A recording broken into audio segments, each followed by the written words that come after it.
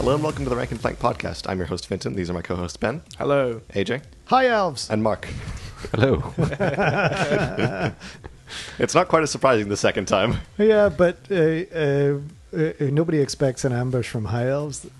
It's true. So, in this episode, we're going to be going over a bunch of stuff because I feel like we've been a bit too single-minded in the last couple episodes. We just discussed one thing for 2 hours. I think we need to mix things up a little bit. 2 hours? What podcast have you been listening to? Rank and Flank. We're headed to 3, baby. It's true. We'll get there eventually. Possibly. We'll see. Will it be today? Who knows? Well, we're bringing back the pit for the first time in a while. The pit, yeah, for the first time in 12 episodes. Yeah, Nice. very exciting. We've got a bunch of stuff to go over in the Town Crier, and we've three of us have tried new armies. Well, actually, no, all of us have tried new armies or new builds for our armies, which we're going to discuss in the Art of War. In the Tournament Zone, we've got a bunch of upcoming events, which we're going to be discussing, as well as all of our new, all of the games we played with our with our armies to test them. And then we've got some fun community engagement stuff that we've been doing with polling, which I also want to get through. So a lot to cover, as always. So I think we should just jump into it. Sounds That's good. Hooray. The pit. Having been consumed by the warping power of the Great Deceiver, Galrak is now a shadow of his old, resplendent self. His polished golden scales had glittered like light of the dawn, earning him the moniker of the Gold Drake, but now they convulse with cackling faces that sing the praises of Tzeentch. Nice. Galrock the Great Drake, yeah? There's more to the fluff, but What's Galrock's actual title? Galrak the Great Deceiver. The Great Deceiver. Okay. Wait, no, he's got the power of the Great Deceiver. Is Tzeentch the Great Deceiver? I think Yeah. so. Yeah, So, he's just the Great Drake. the Great Drake. That's such a lame nickname for It is. It's like the big duck. It works for a boxer. Yeah, Yeah. the strong man. So Galrock will be challenging, and then we have our returning champion. Cetra the Imperishable. Feared by all in both life and death, Cetra the Imperishable is the Lord of Khemri, a ruthless tyrant whose appetite for conquest cannot be satisfied, no matter how many lands he invades or people he subjugates. Yeah. All right. So those of you who listened to episode 1, listened to us stumble through learning the rules while trying to fight Cetra the Imperishable against the Green Knight. So it took us a while to kind of A, get up the courage, and B, have enough decent Arcane Journal entries with named characters, because they're few and far between these days, to do another pit fight. So Cetra and Galrock you're going to have to use the theater of the imagination as we set them up 12 inches apart in an arena where you can't run away, Ben. And we're going to get them to fight. So first off, I think we got to go through the special rules, right? We went through Cetra before, but maybe just to go through some of his special rules, like their relevant ones, and the same for Galrock. So who's going to go first? I'll start off. Yep. So Cetra has a lot of special rules, about half of which are just for army construction and unit buffing. Let's so we'll ignore those. all of those. Yeah. He's a level 1 wizard. In this case, he knows Jaff's Incantation of Cursed Blades, which is a cast on a 7+, and until the start of your next turn, all units within a bunch of inches, which I forget the number of, reroll 1s to hits, both in ranged and melee. Not that that matters, because Cetra has no ranged attacks. Cetra does not shoot. He has a magical weapon, which is AP -3, requires 2 hands. He has impact hits D3, which are 2D3, which are flaming and magical. He has a 4-up armor save, a 5-up ward save, and a 5-up regen save with flammable and dry as dust. He can use the Arise ability of the High Priests while in combat, and he can use My Will Be Done, same as any other Tomb King. All right. He also has 8 wounds, which is rather significant. And he's riding on a heavy chariot. Yes, so no killing blow or monster slayer. I don't think that applies in this particular fight. Not in this particular one. Yeah. He also doesn't have swift stride or anything like that. And it's pulled by 4 skeleton horses who will get extra attacks. All right. And he's got a 5-up ward and a 5-up regen and a 4-up armor. 4-up armor. How many points is he? He's 445. So he's slightly less points than Golrok, who's 465. Okay. Whoa. Yeah. Battle of the Titans here. Yeah. So one last very quick point. He's weapon skill 7, strength 6, tough 5 with 5 attacks. Those are all the sort of relevant stats. Only tough 5. Yeah. All right, Galrock. Golrok. Okay, Golrok's stats are 6s across the board, other than his ballistic skill, which isn't relevant. He's initiative 4, and he's leadership 9. His special rules are... He's got a lot of them as well, Yeah, but the okay. the relevant ones. Okay, so the relevant ones. First of all, he's a level 4 wizard, but he only knows spells from dark magic. What spells does he know for the combat? For today, he knows Word of Pain, which is -1 to your strength and toughness on a 10-up. Battle Lust, which is a Frenzy and Hatred All on a 9-up. Soul Eater, which is a strength-free multiple wounds assailment spell. It's terrible. It's so bad. But you don't get any armor saves, so... That's not too bad. and then Stream of Corruption, which is the Flame Template assailment spell, which is a That's strength-free really AP bad one. Yeah. Yeah, so... You're going to get to use a lot of flame templates today. Maybe. I mean, I think Word of Pain and Battle List are very good spells. I think so. The movement one from Dark Magic's very good, but that's not relevant today, unfortunately, because there's no running away. So There is a roof to the pit. Yeah. yep, it's the Dragon Pit from Game of Thrones. All right, he has Draconic Scale, so that's full plate armor, and he has Armor Tide 1, so he's going to have a 3-up armor save, which is quite nice. He's got Close Order, Fly 10, Large Target, Mark of Tzeentch, which is flaming and magical attacks, right? Flaming attacks and magic resistance -1. MR1, okay. He's got a 5-up regen, D6 Stomp attacks, Swift Stride, Terror, and he's got a few special rules. The first one is Breath of Change, so once per game, his breath weapon can be a toughness check that your opponent has to do if it hits, and if they fail it, they die immediately. So for Cetra, because he's toughness 5, that means he only fails on a 6, right? Yes. Yep, so he only fails on a 6. 1 in 6 chance. I think it's still probably worth doing it. And then Well, you only get 1 shot anyway, so might as well. Yeah. And then he's got Spirit of Golrok, which is during the start of turn subphases of each turn, you have to make a leadership test. And if you pass it, you're fine. But if you fail it, you become a level 1 wizard. You can only cast 1 spell per turn. You get random movement 2d6. And then if you're engaged in combat, you misdirect d3 of your attacks against yourself, rounding any fractions down. Any wounds that Golrok causes against himself are added to the enemy's combat results score. Fantastic rule.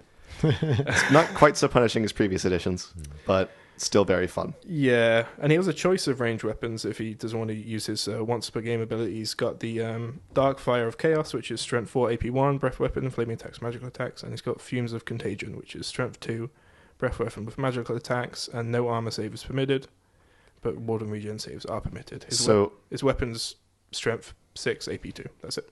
If you hit me with either of those breath weapons, or if you hit Cetra with either of those breath weapons, you're going to cancel one of his saves. Because his regen save is cancelled by flaming, and his armor save is cancelled by armor cancelling. So, Oh yeah. Well, I'm only getting 2 saves against those breath weapons, and I I'm think getting. it's far more fun to do the Breath of Change though. If I get It's a true, chance, yeah. I don't think I get any saves against that, right? No, you don't. Right. So I'm It's a getting toughness very test. few of my saves this Yep. game. It's not a wound causing thing. It's just you die. Yeah. What's Cetra's initiative? I believe he is initiative 3. He is Okay. indeed initiative 3. Does he The cause fastest skeleton dead. Does he cause fear or terror or anything like that? Fear, he's a skeleton. Ah. But he's immune to Oh. psychology, so he doesn't care. Yeah, Ah, it doesn't right. matter then. My terror doesn't matter in this case. It's true. He's also unbreakable because he's undead. Oh. Yep. All right. So now that we've gone through the contenders, I feel like we've just done the weigh-in, right? Weighing in at approximately 1 chariot plus 5 guys on top. Several tons of skeleton. Yeah. Several tons of I dragon. think Galrock definitely outweighs Cetra. Let's. They're both heavyweights, it's fine. It's true.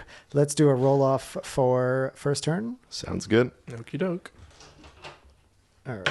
Oh, it's a dice ASMR. Yes. Cetra gets a 5 and Galrock gets a 2. All right. Cetra does not go second. Are you sure? So, Can't stand and shoot with breath weapons, can you? Nope. no. That's so dumb. No Anyway. breath of contagion this game. Thank you. I would really like to get that charge off, but first things first, I'm going to cast Jaff's Incantation of Cursed Blades.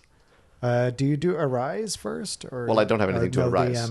The other one, My Will Be Done. That's true. I forget how that works. I believe it's a leadership test, and then I get to pick one of a couple different attributes to increase by 1. That's correct. Just looking at exactly which ones. I can get plus D3 movement, plus 1 weapon skill, or plus D3 initiative. You're only initiative 4, right? Yep. All right. Well, I think I'll try and Arise myself. I have leadership 10, so I just need to roll a 10 or under on 2d6. All right. That's a 7, so I succeed. I'm going to select plus 1 weapon skill. All right. Actually, what's the weapon skill again? 6. You're Yeah. already beating him. Your weapon So- skill 7. I guess I'll take the movement then. All right. To guarantee That charge. So I get D3, which is 3. So I'm now movement 11, which caps at 10. Caps at 10. Yep. We are 12 inches apart. Can't fail. Yep, I'm going to declare a charge against you. What is your reaction, sir? Can I flee? Oh, sorry, I forgot Jaff's. Jeffs. Okay. That is a 5 plus 1, so I fail. Okay. Doesn't go off. Cetra does not cast. I'll stop now. I will hold. All All right. right. So I will charge 2d6 inches. He does not have Swift Stride. So I take the highest one, which is 5, add 10, which is 15, so I get in. All right. In goes Cetra with no shooting, so we're just going to move straight on to combat. All right. Cetra charged, so he will go first. First, he's going to do his impact hits. This is correct. 2d3. I rolled 6. Yikes. 6 impact hits. Okay, so you're at Okey-doke. strength 6 versus tough 6. Yeah. Tough 6, yep. All right, so 4s. 4. It's pretty good. All right, 4 wounds, Ben. What's the AP? Minus 0, I think, on the impact hits. Impact hits, so he's a heavy chariot, right? So Yeah. Is it not minus 2? Heavier chariot's minus 2. Yeah. Okay. So my free up goes up to a 5 up. Let's see Yep. what I get. 1 goes through. and You then rolled 3 6s. 3 sixes, yeah. Nice. This is about my average luck in a game. And then your And then, regen, regen, yep. and another 6. Another 6. All right, Okay, that no, counts no for wounds combat for res. Cetra. Yeah. 6. Oh, it does. That's right. Yeah, 1 for combat. Mark, you keep the tally of combat res. Use your fingers. Yeah. Very fun. Yeah. All right, now attacks. Yes. Assailments. So unlike last time, the impact hits did not just instantly annihilate his opponent. Cetra is very confused. He has to actually swing his weapon now. So he's going to be hitting on 3s. Well, correct? he did just arise it. So It's true. He's going to be swinging on 3s, right? yep, hitting on 3s. Weapon skill 7 versus 6. I'll oh, hit with 4 nice. 6s. Oh, 4 6s and a 4. If only I was poisoned. All right. Then to wound, I'm at strength 6 versus your toughness is 6, so 4s again. 1 wound. AP? Minus 3. Minus 3, so that's a 6 up and a 5 up. So 6 up. No. Doesn't hit. 5 up. And there Oh, it goes. Regen. Yeah, the regen one save more. Alright. succeeds. Another regen. I'm just Okay. realizing the podcast listeners cannot see my dice, so I No, should probably say say what what they they are. are, yeah, Okay. There's Sorry, 2 it's combat alright. res, etc. so far. Sorry, guys. Okay. I have 4 skeleton horses, right? Yes. And they're at plus 3 initiative because I charged. Yep. So they're initiative 5. Yep. So I'm still going before him. Yep. Their weapon skill, 2. So they're hitting on 5s. yeah. So this is why I should have given the plus weapon skill, you meanie. They'd still be hitting. Oh, they'd be hitting on 4s, I guess. Yeah. I Well. could have gotten extra skeleton hits. Well, let's see if horse it would hits. have made a difference. Look at that 4. Those 4s, actually. That's 2 4s. So I hit 1 instead of 3. So we got 1 5. Yep. And then I'm going to be winning on 6s. So it doesn't matter. Yeah. Roll those other 2 just to see if you would have gotten any 6s. No. Okay, so No. it literally made no difference. Woohoo. You've been vindicated, AJ. Okay. Now, Cetra is alone on his chariot aside from his 4 horse buddies, unlike most chariots. So I think that passes on to Galrock. Yep. All right, Galrock, start of turn. First things No. first. Combat time. Combat time still. Oh, yeah, it's still combat on your turn. All right, so I'm at initiative 4. What attacks do I have? I guess I'll be starting out with my Wicked Claws. And you've also got some assailments. Oh, yeah, I've got some assailments. Let's do the assailments first. Okay. So Soul Eater casts on a 7 up. I cannot dispel as I am in combat. Oh, yeah. I can Faded Dispel, though. I rolled a 9, so that goes off. Goes I to will 13. Not attempt to Yep. Faded Dispel that. So strength 3, multiple wounds 3 with no armor save, so winning on 6s. Yep, go ahead. Okay. Yeah. No wound. Rolled a 3. Right, Stream of Corruption, which is an 8, cast on an 8 up. Yeah. I rolled a 12. 12. You might as well Total. try and faded it. Yeah, I guess. It doesn't do any harm. No. No. I rolled a 7. Okay, now I need to see if it hits you Yep. with my flame template. 4 up to hit we him play- with the So flame stupid. template. We place the flame template at the in base contact with Galrock facing towards Cetra. He's only partially covered, despite being the only model targeted by it. So he's hit on a 4+. So dumb. Go The ahead. only combat spell in the game that has to roll to hit. Yeah. All right, here we go. 4 up. Nope. I rolled a 1. Okay, so my assailments prove useless. I'm just going to put my spells away. Okay. Right, now into attacks. So I've got 6 attacks. Yep. Weapon skill 6. So hitting on 4s. Yep. 1, 2, 3, You need 4, one more. 5, 6. Alrighty. That is 1, 2, 3, 4 hits. Pretty good. All right. And there's no armor bane on it, so. Well, it's on wounds. Oh for yeah, armor bane. yeah. There's no poison. Sorry, I do Straight. that every time. Yep. So, Right, so strength 6, toughness 5. So you're 5, winning so on winning on threes. 3s. That's only 2 wins. 2 wounds. So I rolled a 3 and a 5. And what's the AP on those? AP 2?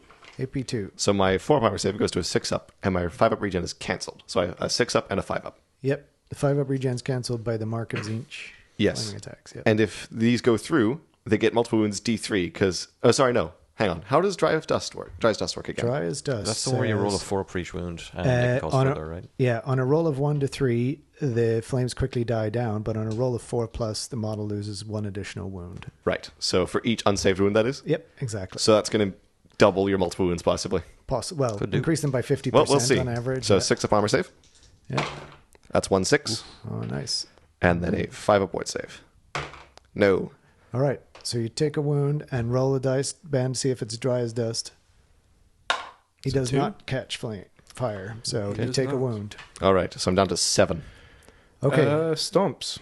That's Stomps is the I last have thing. D6 stomp attacks. Here we go. Yeah. 1. Oh, no. All right, the let's see stomp whiff. see if that wounds. All right. It It wounds. wounds. AP2. And this is still flaming? Yeah, He gets the because flaming all- attack all special. attacks, Yeah. yeah. All right. So 6 up, 5 up again. Nope. No That's a on the 5 six up. and a 3. All right. So that's Take- another wound. Take 2 wounds. Because that's 2 wounds off Galrock. What's his starting wound? Hang on. That's also Dry as Dust. Oh, dry as dust. Yeah. So on a 4 up, Wow. this could decide the combat. 1. Nope. Okay. So it's 2 and 2. 2 and 2, but Galrock regen both of his. Yes. He's He did, still yeah. got full wounds. But combat wise, you're both close order. Yep. And That's all that matters. that's all that matters. Just realized I should use my Fate Dispel. Oh, wow. Well, I didn't get a spell off, so. Oh, right, okay. Yeah, Never yeah. mind. Wouldn't have mattered. All right. We're going to go to round 2. Well, we're going to go to Yeah. Galrock's turn. Galrock's turn. is- Leadership test. All right. So- Come on. His leadership 9. oh, He's fine. I he's rolled a fine. 5. All right. Oh, He's not eating himself today. boo. All right. Hate to disappoint. Please the fans. Come on. Are you initiative 3? I am initiative 3, So I'm so up you're again. going first. All right. Time for the assailments. Time for the assailment spells. First off, I will use Soul Eater. Casting on the 7 up. It casts on a 9 plus 4. Okay. Yep. You might I'll as well attempt try to and Fate of Dispel this one. yeah. No. Nope. Strength 3, winning on 6s. No. All right. Casting Stream of Corruption on an 8 up. Casts. And we are winning. It's a flame template. Flame so template. 4 up. Yeah, 4 up. No. No. Gotta love those assailment spells. The stream of corruption's coming out the wrong end. Alrighty. Now attacks. So 6 attacks. Hitting on 4s. Oh, 2 more dice. So that is only... That was 3 hits. I'll take that. And wounding on 3s. 3s, yep. 1 wound. All right. There we go. Like to see that. 6 up, 5 up. Nope. No on the armor save. And nope. No on the regen. Ward save, sorry. So that's a third wound for Cetra now. That's a third wound for Cetra. Just and one for combat Dry res. as Dust. Yep. Check and see if Dry as Dust, Ben. Oh, yep. Golrock is still on full wounds, right? Yeah. Yeah. Correct. No, 2, no dry of dust. it's been raining today, apparently. Yeah, really. All right, Cetra. The pit is damp. See what you can do back. Alrighty, I get my 5 attacks. Yep. Hitting on 3s. That is 3 hits. And these are wounding on 4s. 1 wound. I don't have Armor Bane, so it's just AP minus 3. AP 3, so 6 up. 6 up, 5 up. Nope. No, it doesn't make the armor save. Makes the ward save. The regen Regen, save. sorry. So that's 1 for combat res. One for combat res. Now you're 4 horses. You know, this wouldn't have happened back in my day when all regen saves were cancelable. Yeah. All right, the 4 horses of the apocalypse, I guess. Yep. They're hitting on 5s. They sure are. And that means that they're missing 3 of them. All and right. then they're not going to wound this one. Nope. So that's nothing from Cetra. Is that no? You did 1 wound. He and did It one. was regened. Yeah. So that's 1 apiece. Yeah. And Stomps. a tie again. You get your stomps. You do. How many did you get this time? stomps. 5. All right, that makes it for the 1. This could kill him. Yeah. All right, wounding on 3s again. Yeah. That 4 is of 4 them. wounds. 4 wounds. At Okay. AP 2. All right, 6 up, 5 up. You got to make these, Cetra. None on the armor. And the reward. None on the Wow, regen. down to Or the Ouch. ward, rather. All right. So that's 4 more wounds, and they're all flaming. So roll 4 dry as dust, Ben. How many wounds does Cetra have? Cetra has One left. 8 wounds. And how many left? 1. 1. So 2 4-ups. All right. And So that's 2 more Cetra wounds. is Cetra dies. Wow. Unscathed. Yeah. Foolish dust man, you thought you could challenge me? Well, after the stomping he gave the Green Knight last time, I think that's Yeah. absolutely fair. Let's be yeah. honest, this was what they call in the wrestling business a squash match. We have a new Quite team. literally, as he died to stomps. This was the young and plucky local, but then in walks Hulk Hogan. Yeah. Check out these pythons. Hip toss, leg drop, 1 2 3.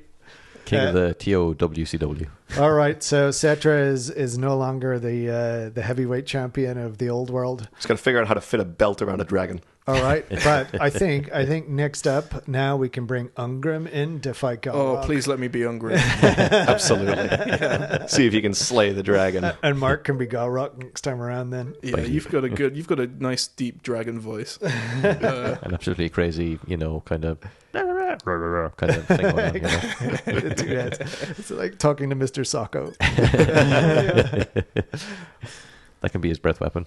Yeah, that was very fun. I feel like we should also have, just on the topic of the pit, we should have like a B league of like the sort of Non-named the characters. crummy one. So like we'd have Thorgrim in there, Oh, and we'd right, have yeah. Friedal in there, and maybe who are the other You ones? want That one guy from Bretonia that no one remembers the name of because he's not on a horse. Yeah, yes, him. Sir Cecil the Wormslayer. So we're, Yes, we're going to have well, super... maybe we need to bring him in to slay the worm. He's like Lame Ungrim. It's great. Prince, what's his name? Actually, he'd be like D tier list. Apophis. Prince Apophis. He's never been good. Oh no, I mean the dwarf prince, the dragon. Oh, prince. sure, yeah. Yeah. You forgot about him? Yes. How could you? Hang on, who are you talking about Ulther, again? I think. Yeah. Ulther, right? Well, maybe the Prince, next time we yeah. do the pit, we'll have 2 lightweight contenders. We'll have a lead-in. Welterweight. Yeah. Sorry, they only call them welterweight, right? That's as low as they go. Hang on a moment. Can we not call this the Old World Wrestling Entertainment or whatever? We'll have There we go. superstars, mid-carders, jobbers, the whole thing. the OWWE. Ow.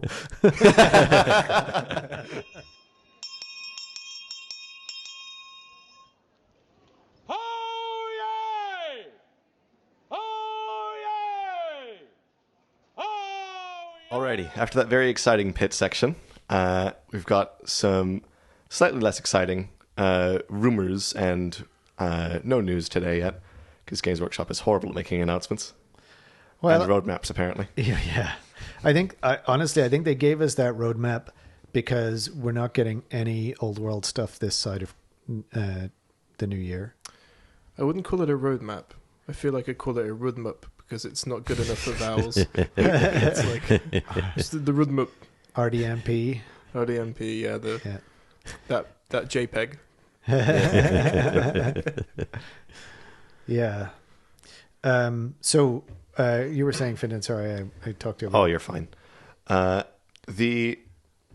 We've got some rumors that seem fairly reasonable about the Arcane Journal order release post, like the roadmap, Yep. as well as some interesting things within each of the Arcane Journals. But even stuff we don't have news on, I think it'd be fun to speculate and, make a wish list possibly of what the kinds of things we'd like to see in the Arcane Journals, what things we expect to see. And beyond the Arcane Journals. Yeah. Both in terms of models and in terms of stuff to happen after all the Arcane Journals are done, and also in terms of returning characters, all that fun stuff. Characters and units. Yeah, sounds good. So first off, we've got some rumors about the High Elves Arcane Journal, I believe. Yeah. So, is it the one that's coming next, or is it Empire next? Empire next, according to the Empire. roadmap. Yep, Empire supposedly next, which is the supposedly again the Norn Gunnery army and the Middenheim Ulrich army. What was Middenheim famous for again? Ulrich, they have Right, yeah, they yeah. have Knights of the White Wolf who have cavalry hammers in the last iteration of that army, and they also had dogs. Cavalry hammers are so cool. Yeah, they were, and they had some rules about infantry charging. They had some infantry with great hammers that were kind of like great swords. This is from the Storm of Chaos, isn't it? Yeah, I think so. But I was Are they 9 points with flails and skirmishers and frenzy? no, I don't know. We'll see what they do. I did have a look through the old army, being like, well, if they copy and paste this into the old world, will it be good? And the answer is no. Other than having dogs with a huntsman with them, it would be pretty cool. Dogs would be helpful for Empire, just fast moving screen. Yeah, something to go alongside the archers. Yeah, they've got a lot of slow moving screen, which is, Well, arguably the archers are fast moving because they have scouts, right? So, right. Yeah. Well, they're fast deploying anyway. yeah. They're forward deploying but slow moving. Yeah. So they have limited range once you put them down. Whereas something like dogs in Chaos or skin wolves or anything in the Wolves of the Sea, as we'll get to, is very much a fast screening unit. Yeah. The traditional Empire fast screening unit was Pistoliers and Outriders. Pistoliers are garbage in this edition because they gave them Impetuous. Oh, that's why they're garbage. Yeah. Well, they're also Blitzkrieg 3, I think. Well, that doesn't matter if you can just use them as a screen. It doesn't matter what their stats are if they're fast moving. Yeah, hence Yeah. 35-point dogs as a screen, which I bring in every single Great. list. Yep. I bring 40-point archers, and they have Yeah. scouts, which are pretty good. Yeah. And they kill stuff sometimes, too. If Pistoliers didn't have Impetuous, I swear they'd be in every Empire list. Or nearly every Empire list. you think? They That's are... still like 15 points a model. Sure. That's really cheap for a cavalry It might model. be more. Let's double check. It's cheap for a cavalry model with a brace of pistols. Pistols Yeah. don't not hit hard. Well, yeah, that's true. Look, let's focus a bit more on the Arcane Journal, though. Yes. what are you saying? There's the Army of Nuln. I think we've the Nuln and Middenheim stuff is so heavily rumored. We're thinking it's likely, but what are we expecting to see in those armies? Or what are we guessing? So, in the case of the Middenheim army, again, I think it's R. Ulrich, special character Priest of Ulrich, because they haven't really fleshed out Priest of Ulrich. They're sort of sitting in the list right now, and you can take them, but nobody really does. The War Altar of Sigmar, it means it's probably more likely you're going to take a Priest of Sigmar. Knights of the White Wolf are knights with cavalry hammers, Yeah, and they have I think the army rule is a slightly better charge, at least in the last iteration of it. And then there's dogs, and there's the... I'm trying to remember exactly what they're called, but they were metal models and they had big hammers. Teutogen Guard, maybe? oh yeah, Tutagen? Teutogen Guard? Yeah, Yeah. something like that. And they were basically like great swords, but they had a charge rule. So I think that's likely what we're going to see. And then for the Norn army, it's going to be more like the expeditionary force. the gunnery school is what I've heard. Yes. Gunnery Yeah, school of gunnery Nuln. school. So I imagine it's going to be very, very gunny. I'd really, really, really like a character in a steam tank. Like a named character. Master Engineer Yeah. would be nice just to stick in there. So someone you can have in the back lines, and he's in a steam tank, but he's also bossing around everybody else, and giving Yeah. them special rules. And I imagine we'll see some fun stuff. The model that I really hope comes back for Empire, I love this model. It's terrible in terms of gameplay and always has been, but it's the Mechanical Steed. It's a bit cartoony. I love it. It's. I mean, there's been plenty of cartoony stuff made to order so far, yeah. Yeah. especially if you look at some of the older dwarf stuff. In It's a bit previous cartoony. editions, the mechanical steed was 10 points more expensive than a regular horse. It gave you barding, impact hits D3, weapon skill 1, initiative 1, 1 attack, What was 1 his move, leadership. though? It was move 7, and every other stat was 1. Yeah. But But it wasn't D3 impact hits. Wow, on an engineer. Didn't it do something where it reduces its movement by D3 or something? Yeah, like that? you had to I make don't remember. a leadership test, I believe. That was it, yeah. Oh no, it was like a 4+ or whatever. Yeah. And then you lose D3 inches of movement Yes. if you. Yeah, it was garbage, Yeah. and it was more expensive than the regular horse if you Definitely, wanted an engineer on a horse. Definitely looked like a fun option more than anything. It just looks so fun. Like I love that model. That is like quintessential Empire to me. If you really wanted, don't buy the model. Instead, just paint a regular horse up silver. There you go. But it's all clockwork. Such a good engineer, you couldn't tell the difference. I think and this horse even has weapon skill 3. they might do that, but I think they're more likely. The one that they're probably going to do is the war wagon, because they've kind of teased that absolutely. in the verbiage that they used, which is a very fiddly kit. From my memory, there's like a guy on it with a Hockland long rifle. There's a guy on it with like a pike. stick with Yeah. a fork on it. Yeah. There's Yeah. a bunch of different. There might be a guy with a flail. I don't remember. It's sort of like a bunch of lads in a van, really. It is bristling with guns. It's the Yeah. Warhammer equivalent of a technical. Like it Yeah. So in terms of special characters, presumably with those two armies, we'd probably see at least one for each army, right? Like an Ulrich, hopefully a fighty character. Like that would be kind of cool. Well, the priests are pretty fighty. I imagine what we'll end up seeing is the 3 pretender emperors. Because Pretty cool. this is the time of the 3 emperors in Empire history. Was that Middenheim, Nuln, and somewhere else? I believe it was Middenheim, Null, and Altdorf were the Right. 3 groups. Okay. That seems roughly accurate from the maps that I've seen. Okay. So I think that we're going to get some big emperor character, probably wielding Galmaraz.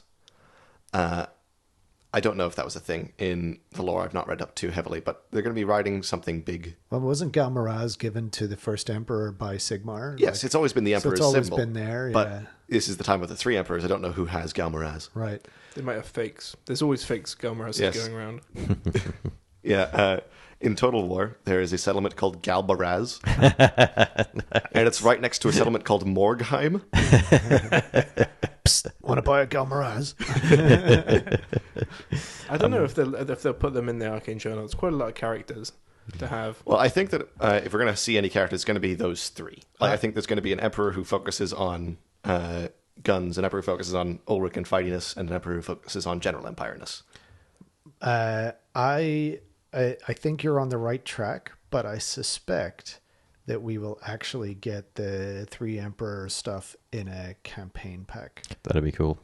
This assumes we get a campaign pack. Right, and maybe we'll come back to that once we've gone through the journals, or maybe we just go right into it now. What do you guys want to do? There's just one more thing I wanted to mention, just in the Middenheim guys. I did notice, because I was looking through some of the extra bits.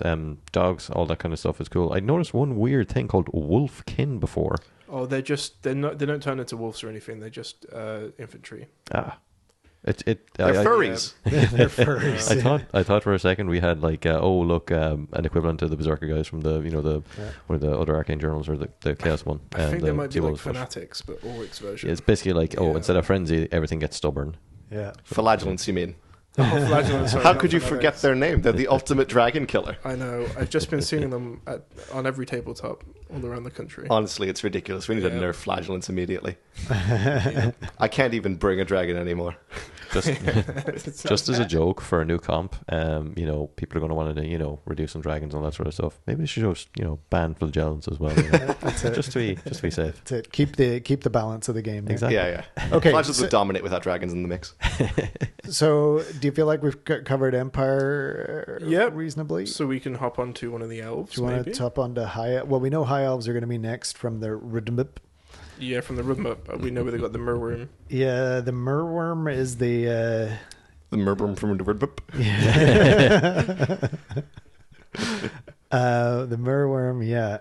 the two armies that Can we explain what a merworm is? Because it's not exactly an obvious term. yeah, I'll come back to that in one sec. The two armies are rumored to be the Krace and Lothern armies. So the merworm is actually from, I think it was in this Storm of Magic, weren't we just talking Yep. about that? It was Yep. one of the beasts that you could bind. Scrolls of So I Binding. think Yeah. it was Scrolls of Binding. High Elf Sea Patrol from way back in the day. Yeah, exactly. And that kind of ties in with the Lothern. It's a big water dragon, right? It is a water serpent. Yeah. Yeah. Sea serpent type thing, yeah. And I think, if I remember rightly, it had like that swallow whole rule. Yeah. So It was like the high elf equivalent to the Charybdis in terms of flavor, right? Yeah, basically it had, I think it didn't have like any arms or legs. So I have like the flavor text here if people want to hear. yeah, do it. The mages of Lothern are able to summon forth and bind the beasts of the deep, imposing their will upon the creatures as primitive minds. The merworm is a rare example of such a beast that is capable of fighting on land, and this distant relation, some would say ancestor of the dragons of Calador, is a truly deadly and terrifying foe. It's not quite as powerful as the dragons of old. It doesn't have sixes for everything, but it is very close. Back in the day, it cost 200 points. Aquatic, obviously, and then had a rule called Summon from the Deep. Presumably this let you, get it from Water. Yeah, it seems to. You may take as many merworms as you have as storm weavers and mist mages, which I assume are sorcerers or wizards of some kind in the army, subject to restrictions on rare units. And they're bound to each a specific mage before deployment. So kind of, the high elves, they're that was all, wizard, like- dragony people. It's all Scrolls of Binding type stuff, so... Yeah. Anytime you fail to regenerate with one of these guys, make leadership, using the leadership of the mage that is bounded. If it's failed, roll in the monster reaction table, okay? And should the mage be slain, it must test on its own leadership each turn. So it's basically like, a ridden monster, essentially, but you're not actually riding the monster. It's kind of cool. I don't know that we'll see those rules exactly as they are. They'll probably No. retcon it to be like, oh yeah, we've always had these, and then we've just lost them in between now and Warhammer Fantasy Battles. Yeah. Yeah. So I would expect to see it be kind of that between 150, 200 point monster. Giant Spawn of Chaos. A giant spawn of chaos, right? I mean, they already have the Flamespire Phoenix and the Frostheart Phoenix. But those are flyers. Those are flyers. This will be land based. I'm going to guess it'll be a bit more durable. That'd be nice as elves. Yeah, so probably a higher toughness and with a regen save, because the Phoenixes lost their ward saves right between 8th and this Which is edition. bizarre. Like, Yeah, that's kind of sad. But the it is what Phoenix it is. Guard have wards. Yeah. And the Phoenixes themselves don't. Yeah, It's like, maybe that's why they need guards. Ah, yeah, there you go. Efficient.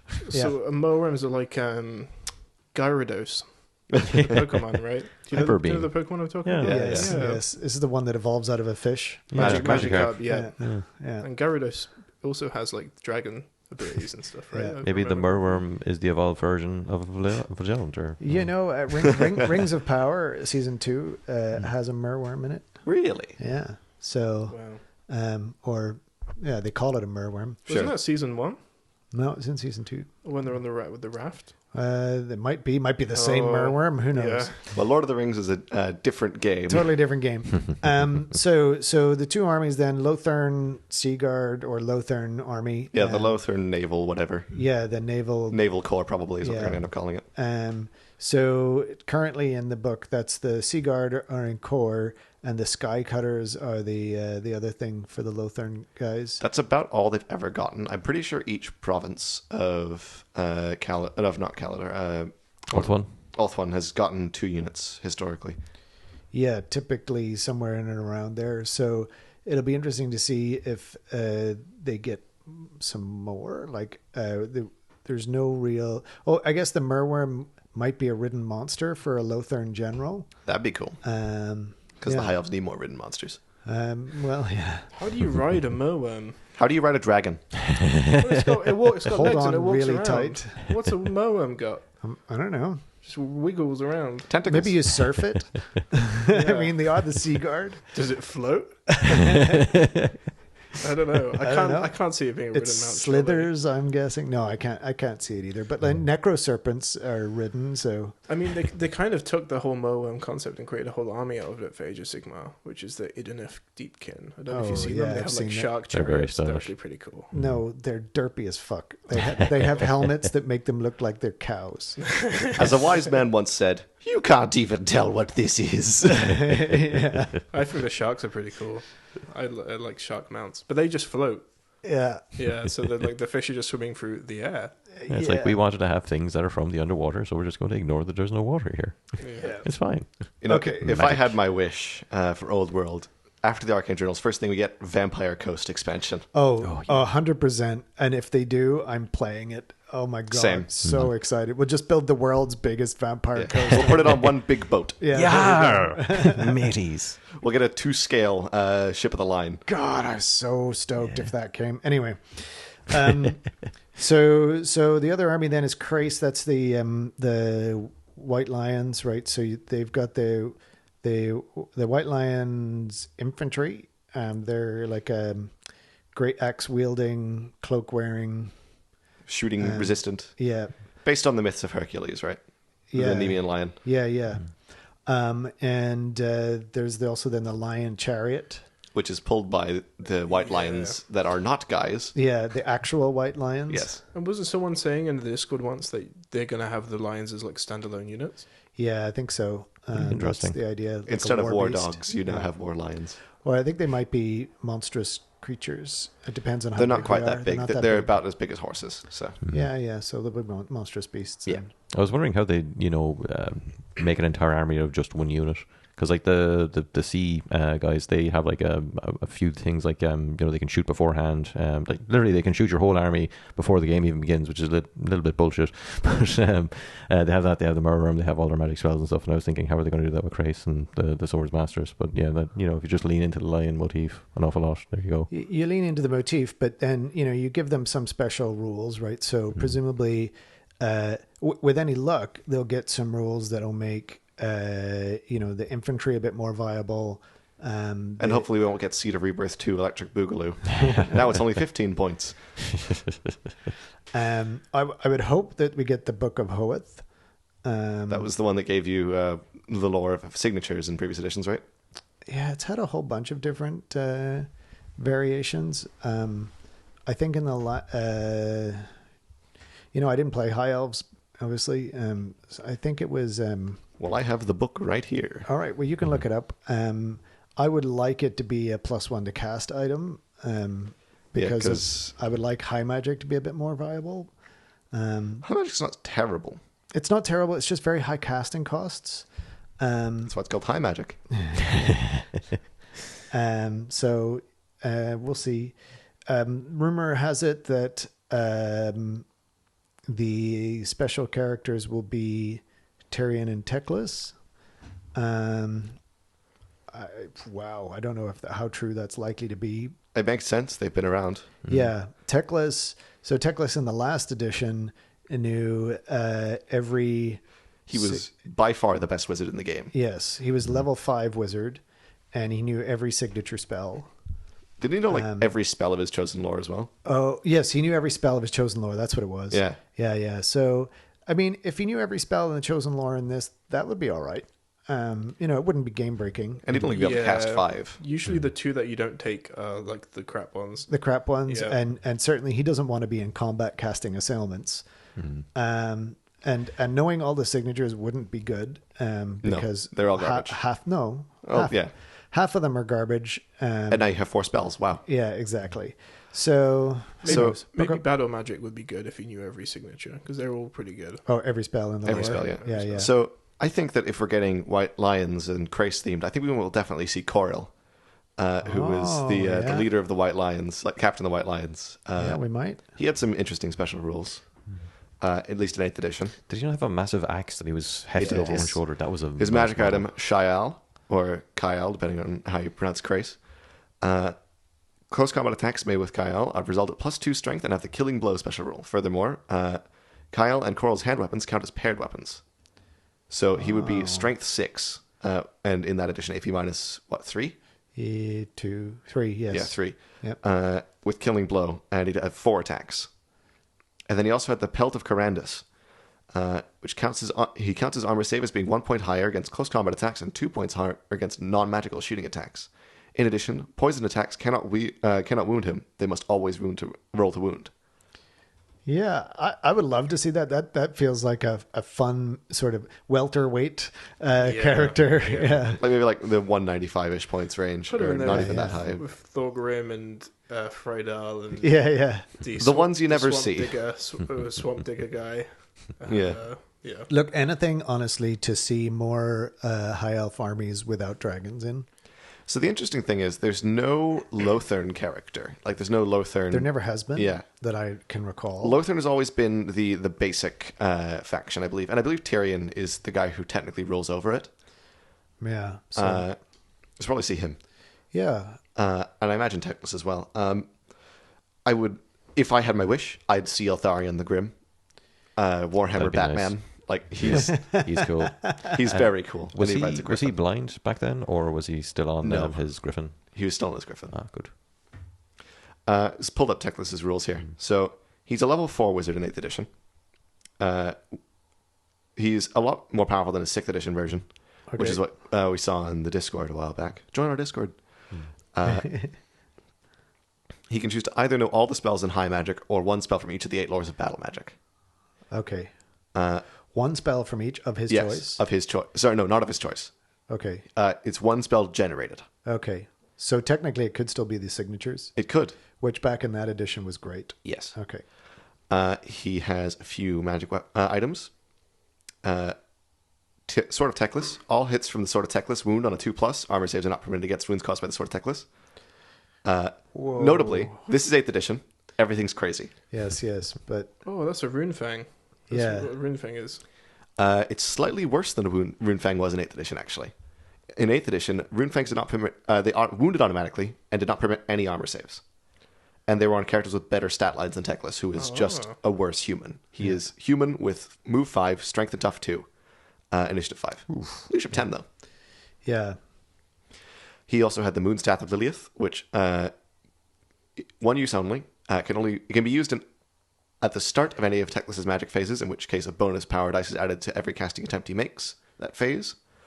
Or if he suffers a miscast instead, in which case the result of the miscast is ignored. Either way, Teclis's strength and toughness are both immediately reduced to 1 for the rest of the game.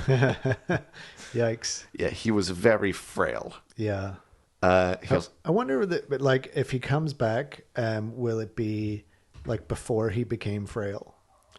maybe, but he's kind of always been frail. He's just had special potions to kind of help against that in the past. Yeah. All right.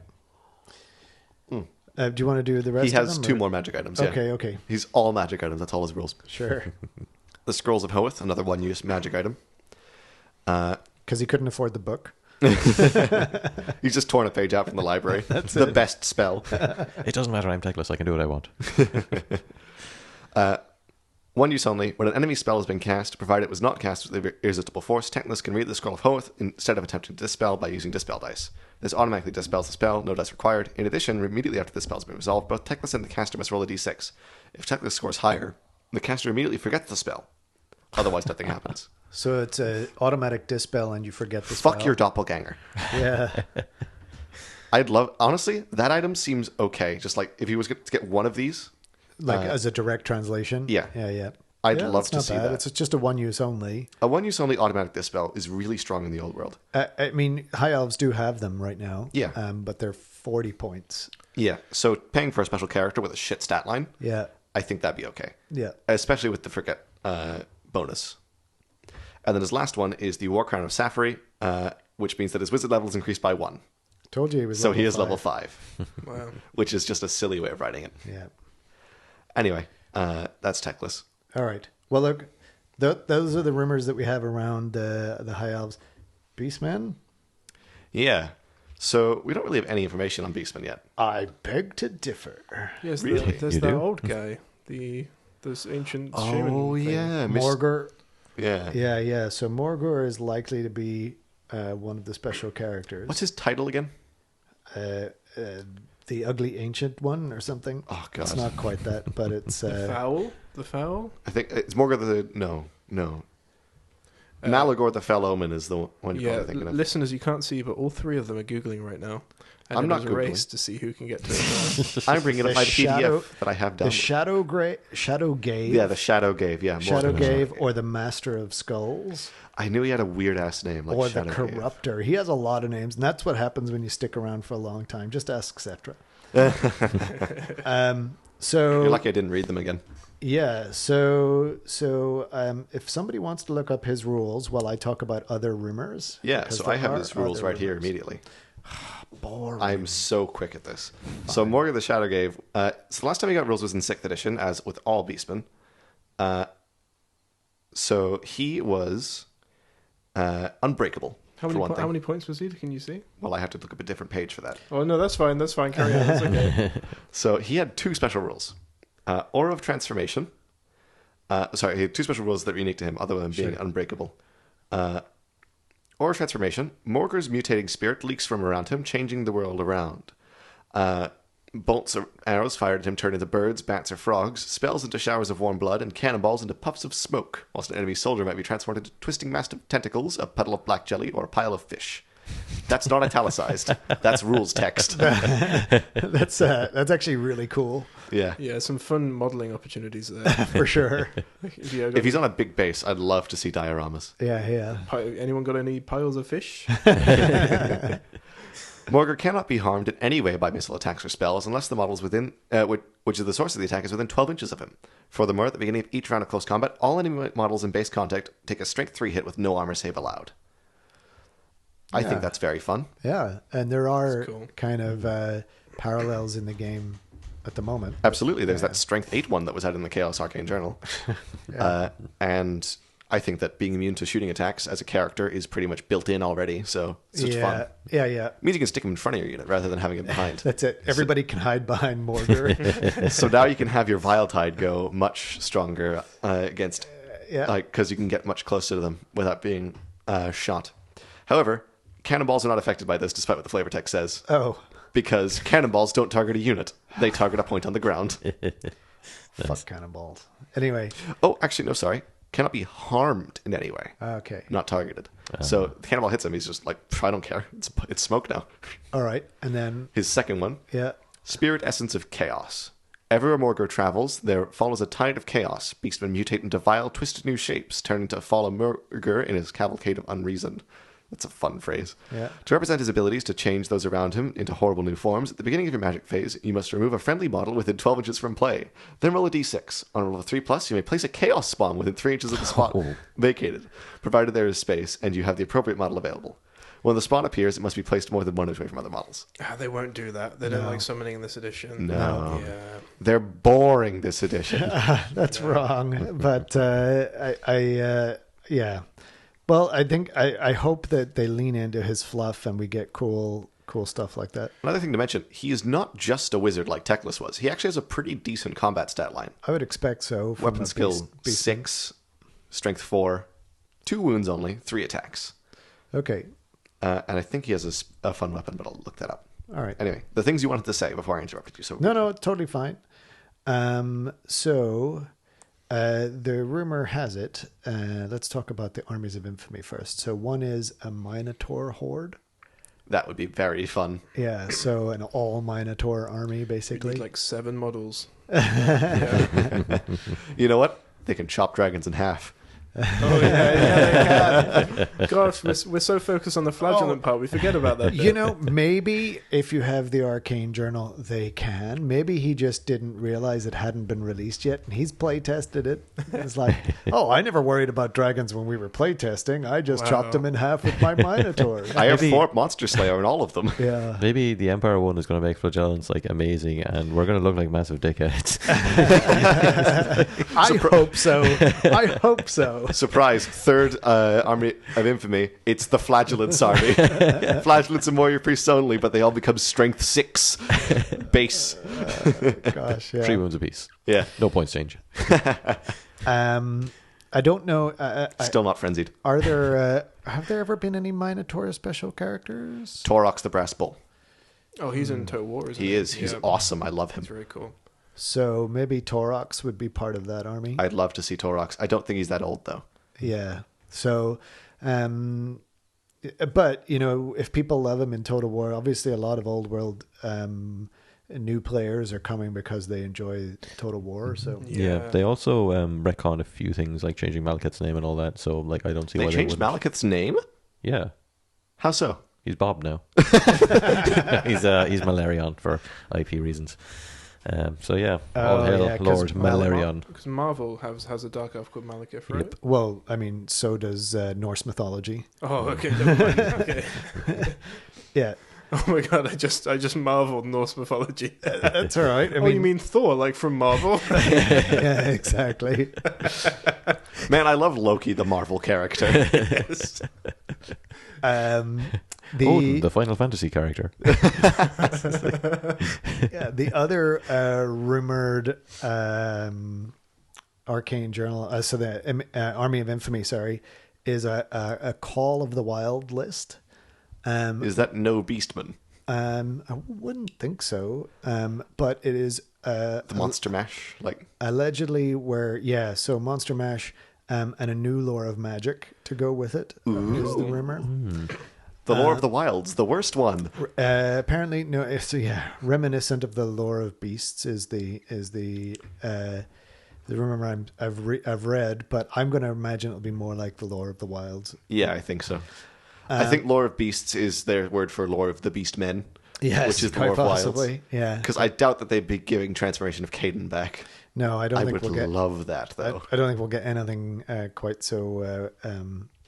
Quite so fun. Is that one of the crazy Intense. spells that turns them into like a fucking dragon for one turn That's or a it, bear? yeah. Like Dragon or Yeah. Chimera. oh, Yeah. nice. Oh, Or Hydra. no, it was like a remains in play spell or something like that. Like Nice. you stayed that way. He casts it, So and then cool. he's that for the rest of the game. If it gets dispelled, I think he just dies.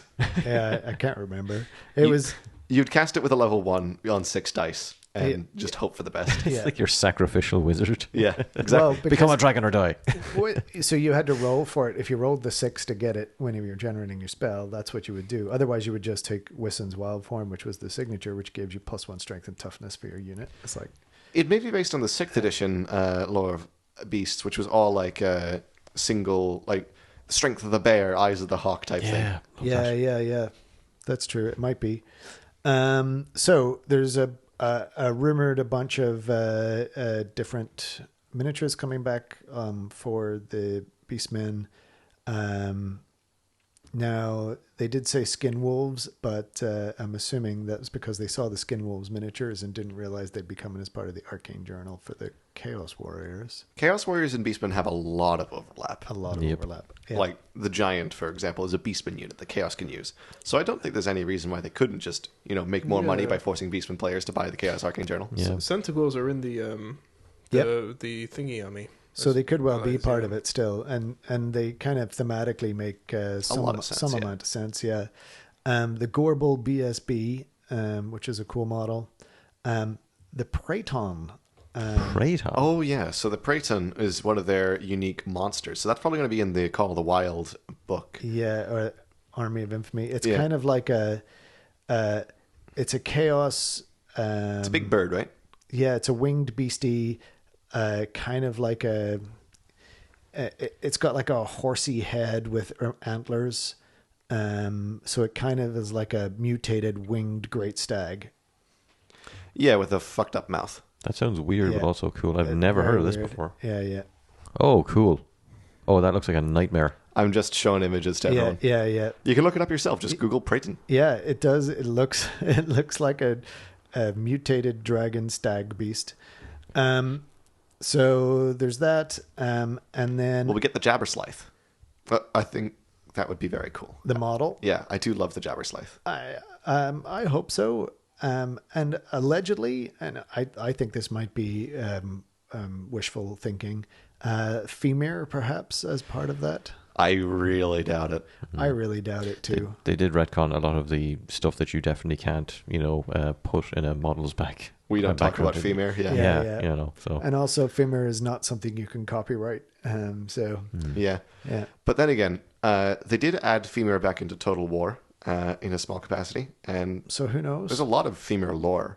maybe they call them Famur or Famar now instead, or Femiris. Famurge. Okay, so that's all I have on the. Famir Deneth Deepkin or something. Famir on a fish. On the Beastmen. We talked about Empire. It's Empire then High Elves, right? Yep. I think so. Yeah. And might be High Elves and Empire. Either way, it's those two, and then Beastmen. we're just kind of presuming it's going to be Beastmen then Wood Elves. I've seen that also be rumored. It makes sense because it would be two armies of like Forces of Fantasy in a row, and then one Ravening Hordes, and you finished off with Forces of Fantasy. Yeah, I agree. And they did the first Arcane Journal they released past the initial two was Orcs and Goblins, right? Yeah, Yeah. So that would be continuing the alternating pattern. So that makes sense. yeah, So dwarves, then chaos, then empire, then high elves. Yeah. yeah. Beastmen and finished off with Wood Elves, yeah. Wood Elves, yeah. So, Wood Elves will be last. Sigh. Well, that's why you're playing High Elves. Well, yeah. We'll get to that. We'll get to that. So Wood Elves, I don't have anything on the Wood Elves at all. So it's all going to be wild speculation. There's the guy, isn't there? There's the dude. The guy. Oh, yeah, the guy, the dude, Orion. The flipping Orion, yeah. Orion, King of the Woods. And Yeah. Ariel, probably. I don't know that we get Ariel. Orion makes sense because there were always he was the leader of the Wild Hunt, and so there's the kind of the default expectation for the armies of infamy from among the Wood Elf community is there'll be a Wild Hunt army and there'll be a Tree Spirit army. The cool army. Well, they're both pretty cool. Like to be able to take Wild Riders and Core, that'd Okay, be Mr. Wood Elf player. that'd be pretty. Well, it'd be a very different and interesting alternative style of I'd love army. that, yeah. Something where I don't have to take Blade Guard. As would something where you have, actually good dryads would be nice. Yep. Or different character options. Being able to put characters into different Tree Spirit units. And Getting stuff something like that. Durthu would be very cool. Yeah, don't know if we'll get Durthu Or because Dryka or anything like that. so Dryka, Durthu is I think still in Age of Sigmar. Yeah, he is. I think Dryka is as well, actually. Well, Dryka got a whole new reincarnation in that one. Yeah. So we'll see. The Sisters of Twilight aren't in Age of Sigmar, surely. No. That'd be cool to see. Yeah, I don't know so they might because that was the kit for the Forest Dragon, right? Was the Sisters of Twilight. Yep. So I could see them bringing that back.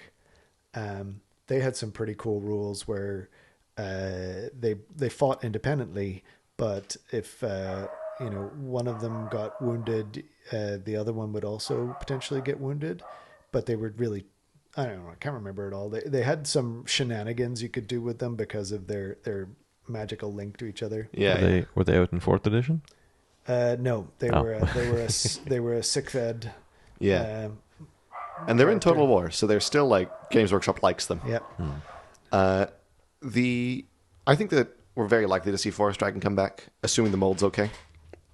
Just because Forest Dragons are, they're dragons. They love their dragons in Old World. So I think fans would really want to see Forest Dragons more than anything. And since it's the same kit, Sister Twilight would make a lot of sense. Yeah. I think that the only possible downside is they never made that kit in Forge World Resin. It was a metal kit. Sorry, but our dog is going ballistic in the background. If you can hear that. So I don't know if they'll come back. There's Mark's brought the 4th edition book here with him. Just looking through some of the old named characters. Skaw the Falconer and Gruarth the Beastmaster. Those were the kind of like the animal master type characters. So we could see some of those come back. I would love to see a cool War Dancer character, but I don't know that One exists. well, there was one, but he wasn't really up to much, and I don't know how. I imagine he was up to dancing and going to war. Yeah, but in terms of the models, like the War Dancer models themselves that they'll release would probably be the 6th ed ones. Those the metal ones you have? Yeah. Yeah. Yeah, and they have a shadow dancer and a bunch of other stuff. So It would be interesting if we got something like, say, a really old character who never had a model.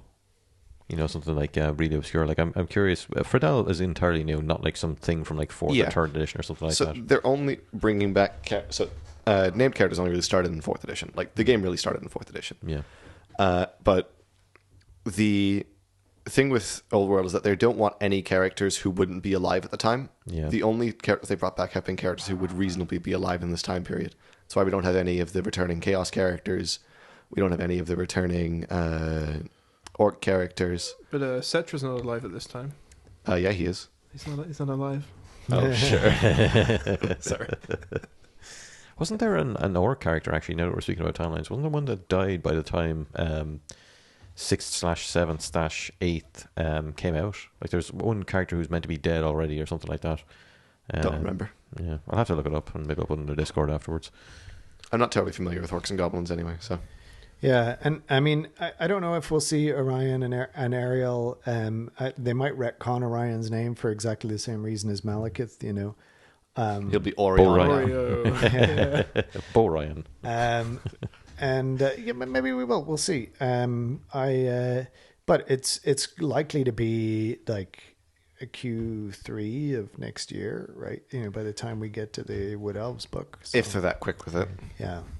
So I don't mind. I will. Hopefully, it'll breathe a bit of life back into my list building shenanigans. Until then, Wood Elves are likely to stay on the shelf for you. Well, yeah, we'll come to that when we get there, When yeah. we get there. So, just real quick, we've done the Arcane Journals. Are there any predictions you guys have? Because there's like no information past this, but are there any predictions or like wish list things for post Arcane Journals? Like, I think being sensible about it. I've heard rumors. We need like a new section called the rumor mill. That's what this is. That's what this is. Yeah. Town criers is the rumor. have, like- It's news and rumors. You can have the noise of like a mill. The rumor mill. And then I think we'll lead into the Siege of Prague. So we're going to get the General's Handbook, I'd say, where it's going to have new stuff, maybe a couple of characters, some new game modes to play. Nerf flagellants. Yeah, enough of flagellants. Maybe, yeah, some balance patches in the form of a book would be cool. That would be cool. And then I think demons. I think because if we were having the Siege of Prague, then we'd get demons, right? Because that's when a demonic portal opens, I think. No, Chaos is weak right now. The end times aren't near. I will one up you and say I think we might get something like Cult of Slanesh rather than actual demons. Oh, That's- that would be yeah. lame. So, like, I think a while back, I heard some rumors. I mentioned this only once in the podcast, but people are saying, or rather, the rumor mill is Legacy can come back, but it's not going to be just, oh, here are your Dark Elves, here are your Vampire counts. It's going to be like some sort of variation on that. More than likely, from my point of view, it'll be whatever is easiest for them to bring back. So, Vampire count, Vampires of the Pirates Coast and all that, it's probably just going to be, oh, the militia kit's already out, let's release the Vampire counts, old zombies maybe again. And then, because they did that before, actually, when Vampire Coast, that whole army list happened. So, here's a whole army list. We're just going to release 2 kits, and then, you basically have to convert them up or something weird like that. For the Cult of Slanesh, they already have Cities, Sigmar, Dark Elves. Combine them with some Demonettes and Keeper of Secrets. There's your whole army. Something that'd be easy like that. So I think that anything that is part of the Age of Sigmar range will not ever be released as part of the Old World because of corporate reasons. Yep. This is why I also don't think the demons are coming back. Yeah. And it's why Skaven are definitely never coming back. Oh, yeah, that's a good point. Sorry, Matthew. Yeah. So I would love to see the Vampire Coast as we talked about. I think Cathay is the one that they got Cathay and Kislev were the two they got everybody wet about at the start of the announcements. I'd really like to see Chaos Dwarves. I don't think Chaos Dwarfs are I coming. think they're coming to. They They're might be coming- going to AOS. Age of Sigmar is the rumor. Yeah, I'm going to cross my fingers though. Well, how about this? Yeah. There's some old models out there that are unused, and that's like the Dogs of War models. So like the Birdmen of Araby. I would. They're not of Araby. They're of Talea, actually. Talea, okay. Actually, the guy on the bear. Yeah. The, I mean, I absolutely think we'll see a Dogs of War type thing. Leopold's Really Leopard cool. Company. I think it well. So Yes. so the thing is, we're not getting army books, right? We're getting arcane journals, and right now we've got Arcane Journal, Tomb Kings of Khemri, but it could be very easily like Arcane Journal, Siege of Prague, right? Where here's all these extra units, different rules for different armies, but all in one kind of Arcane Journal format. And so, just every few months they're releasing a new Arcane Journal, which just adds on to multiple different armies, like a patch. like a patch. kind of Exactly cool. right. Yeah. It's like the old Battle Zone, or not Battle Zone. I don't remember, but like this Battle for Armageddon in 3rd edition 40k, where they released a whole bunch of new army lists that were just options for using the same models, but they allow you to play very different things, like the Armageddon Steel Legion, the Orc Hunters, and then the Cult of Speed, all that kind of stuff. They got a lot Yeah. of mileage out of some of those lists too. Like I think the Catachan one, literally one plastic kit with a few metal bits and bobs, and then like you have the veteran guys, you have traps that you're able to set around the whole board. You have the basic guys, you have a heavy weapons team, you have your HQ choices, so much stuff. Some stuff you have to convert as well, just out of for one army list with basically one main kit, which is Right. ridiculous. Right. So I'm looking at like how they do Spike magazine for Blood Bowl, for Right, example, right? They get a lot of mileage out of a very slim book format. Yeah, literally slim. Yeah, Yeah. And so I think that's most likely where they're going to go. They'll just keep releasing new journals. And yeah, I think we might get a matched play type of book, or a book that says, here's specific rules for match play, and that gives us a balance Yeah. fix. I would like to see that. I don't know if they will. I think the last thing in Games Workshop's mind for this game is balance.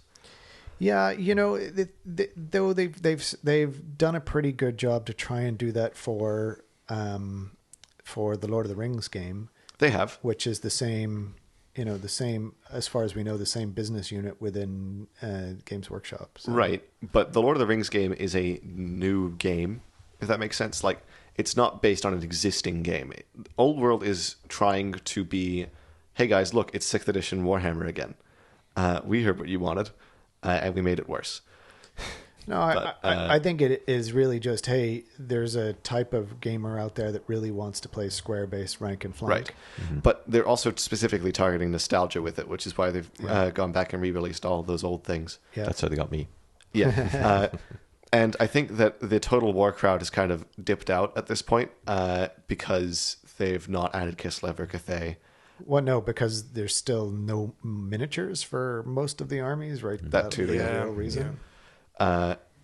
There's not really too much grabbing it at this point. I think most of the driving factor behind Games Workshop's decisions are just old people who will buy whatever because they want to make an army. Yeah, me. Yeah. Yeah. Who you calling old, kiddo? One thing, actually, bit of a side note, I have noticed that there has been feck all content in the White Dwarf recently for the Old World, but I also noticed it's not really covering it's kind of covering the horror series. There's usually something like, okay, there's the 40k content, that's like, most of the book, and then there's, AOS, which is most of the rest of the book, then there'll either be a feature on, say, they kind of put Kill Team a little bit in 40k, but Lord of the Rings, Necromunda, Blood Bowl isn't it at all. There hasn't really been much Old World either. I'm wondering, are they going to reshuffle how they do their publications? Their monthly stuff. They're how often is Spike released? Not that often, right? Once a quarter. Once a quarter, yeah. Yeah. Is it even that often? Not even. Like, it's whenever a new team is released, they get a spike, and that's it. Yeah. It's more like just they make it look like a magazine, but it's actually an army book, Yeah. right? And that's kind of how these arcane journals are a little bit. This is a specialty game for Games Workshop, like Legions Imperialis or any of the other number of things they've done. So it has the same level of priority as those, I feel like. Yep. And it's going to get the same amount of balance passes as those, which is to say, maybe one. Yeah. It would be really, really, really great if we got an actual balance pass, which, you know, nerfed dragons and flagellants, clearly. But I don't know that it's going to happen. Yeah. So those are the things in terms of armies. I think Cathay, Kislev, Vampire Coast, Dogs of War, and Cults of Slaanesh. I don't know if Dogs of War would be an army, but I mean, in terms of arcane journals, sorry, I should say, these are the sorts of things that I expect. We might see. It would be nice to have, like, you know, when they have released, you know, so many arcane journals, and then you get like your extra Dogs of War. Like, I think we've had Dogs of War in a few of them now. Is it just the one or a few of them? I think only one. Like, was the Prince Imeric's? Oh, they also the Badland Ogres, I guess. Yes, Yeah, Battle probably. Ogres. Yeah. And Prince Ulter, who's just Yeah, a PDF. Prince But like, Ulter. if they were to just combine them, that'd be nice, because they did do a weird thing for the Horus Heresy before. They had a bunch of these, you know, legendary battles, I think they call them, or something like exemplary battles. Sorry, basically like free scenarios they were releasing as PDFs, and they eventually just decided, let's make a big army for, you know, a chaosy version of one of the legions, but also, I think in the same publication or maybe another one, they released a load of PDFs with you know, updates to, you know, fix parts of them that were broken, like maybe this unit was crap, etc. But it was just free content that was online, and they just released it, and like, as far as I know, people bought it. So maybe we'll see Prince Ulter in a publication at some stage, maybe Yeah. hopefully in a, you know, a generic Dogs of War. I would arcane imagine journal. so. If they did a Dogs of War arcane journal, they would kind of chuck it like pull all of those mercenaries in. Doomseekers would be in it. You know, Mangle Man hides, And Man everyone's Flayers. going to buy it, right? Because it's for a bunch Every of army, armies. yeah. Yeah. And it looks nice on your collection on the wall. The Art of War. Moving on to the Art of War, we've done a community poll recently on our Discord. Woo! Join it. The subject of the poll was we wanted to rank everyone's opinions on what the strongest army in the game is right now and what the weakest army is in the game right now, and everything in between. So everyone ranked every army from top to bottom, and you got a reverse number of points. If you ranked something at number 1, you got how many armies there are now? Is it 15 now? Yeah, 15, I think. Yeah, so you Don't got make me count. 16. Yeah, you get 16 points if you rank at number 1 and 1 point if you rank at number 16. We're just going to go through them from bottom to the top and tell you what our community thinks are the weakest and strongest armies in the game. Yeah. Okay, I'll do this. All right, sure. Coming in at number 16, from the depths of the sewer, from the smelly bowels of Altdorf, it is the Skaven. Skaven don't exist. Skaven. It's moving on.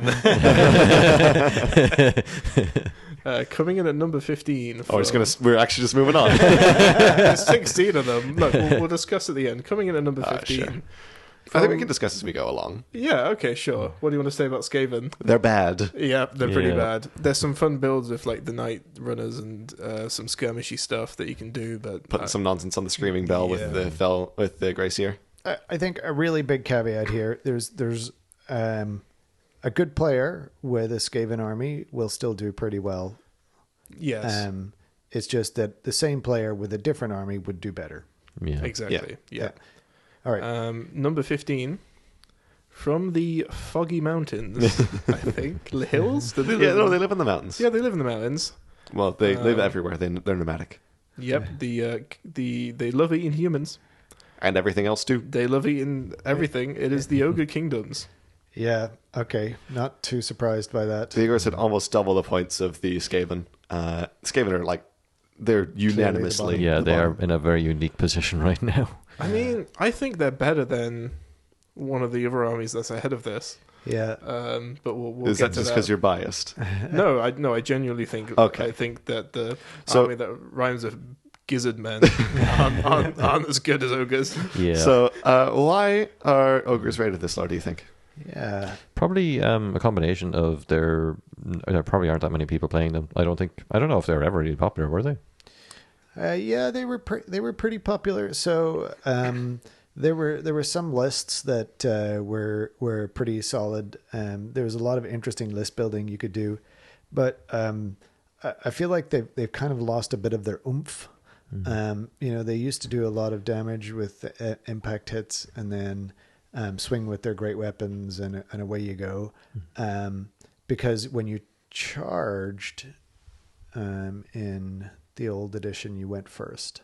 Yeah. But so now they're all initiative, 2? they're initiative 2, yeah. So they are hitting first against everything but elves, Yeah. as long as they don't have spears. Yeah. So I don't think they've got bad builds. I think like most of the legacy armies, they suffer from kind of there's only probably one or two things that are really good. There's a lack of good builds and a lack of notable units. Yeah, there's I think the riders, Rhinox riders, they're meant to be good, but also I did hear I was skimming through one of the ogre groups and people were talking about the low, well not low, but for what you're paying for, it's still lowish weapon skill. I think they're still weapon skill 3 or something like that, and that's like for what you're paying for. Like how much is an ogre kingdom's ogre? Just a bull. I don't know off the top of my head. I'll look at There were a lot. Another thing to note is that these are legacy armies. People just tend to assume the legacy armies are really bad. Yes, because that's generally the consensus. Yep. 31 points for an ogre bull. These aren't necessarily an objective ranking of how good everything is, like in terms of gameplay. This is just what the community perceives. Yeah, for sure. I think as we talk more through it, it's going to become evident that like some of these lists are. And it actually feeds into our meta discussion. Yeah, the legacy army lists are all ranked at the bottom because there's way fewer players of them. Yeah. I mean, didn't the Square Based Online tournament have no Dark Elf players whatsoever? None. And I think it had like maybe 2 or 3 Skaven out of 100 players. Yeah. There's quite a few armies that just don't show up at tournaments. Yep. So, keep going. But all right. I'll give an opinion as to why I think Skaven and ogres are particularly at the bottom. Oh, I've got an opinion. Yeah. I'll share that later as well. Okay, I've just thought of something. All right, number 14. And I think this deserves to be much higher. So I'm very upset it's at number 14. All of you people voting, shame on you. It's Demons of Chaos.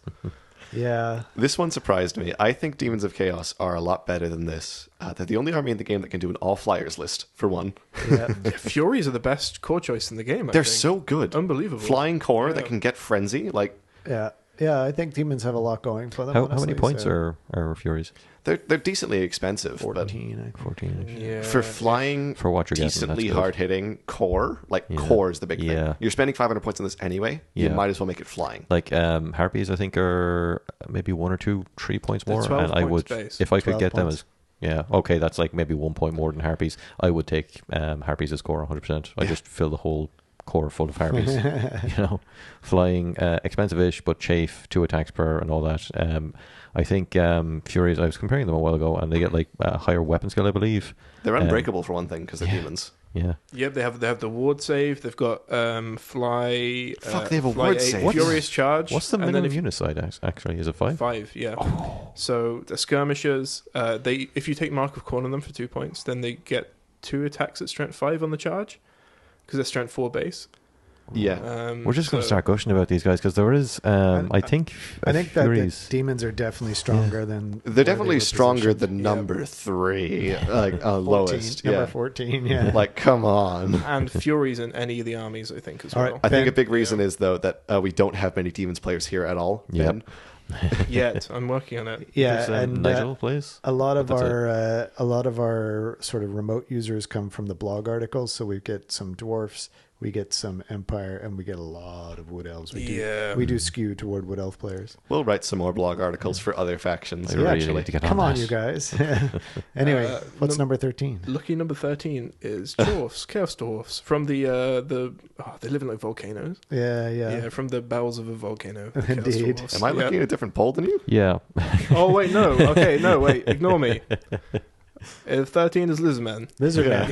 Yeah, okay. Okay. From the jungles of Lustria. From the jungles of Yes. Lustria. 13 unlucky because they had the Skaven drop a moon on them in the end times. Yes.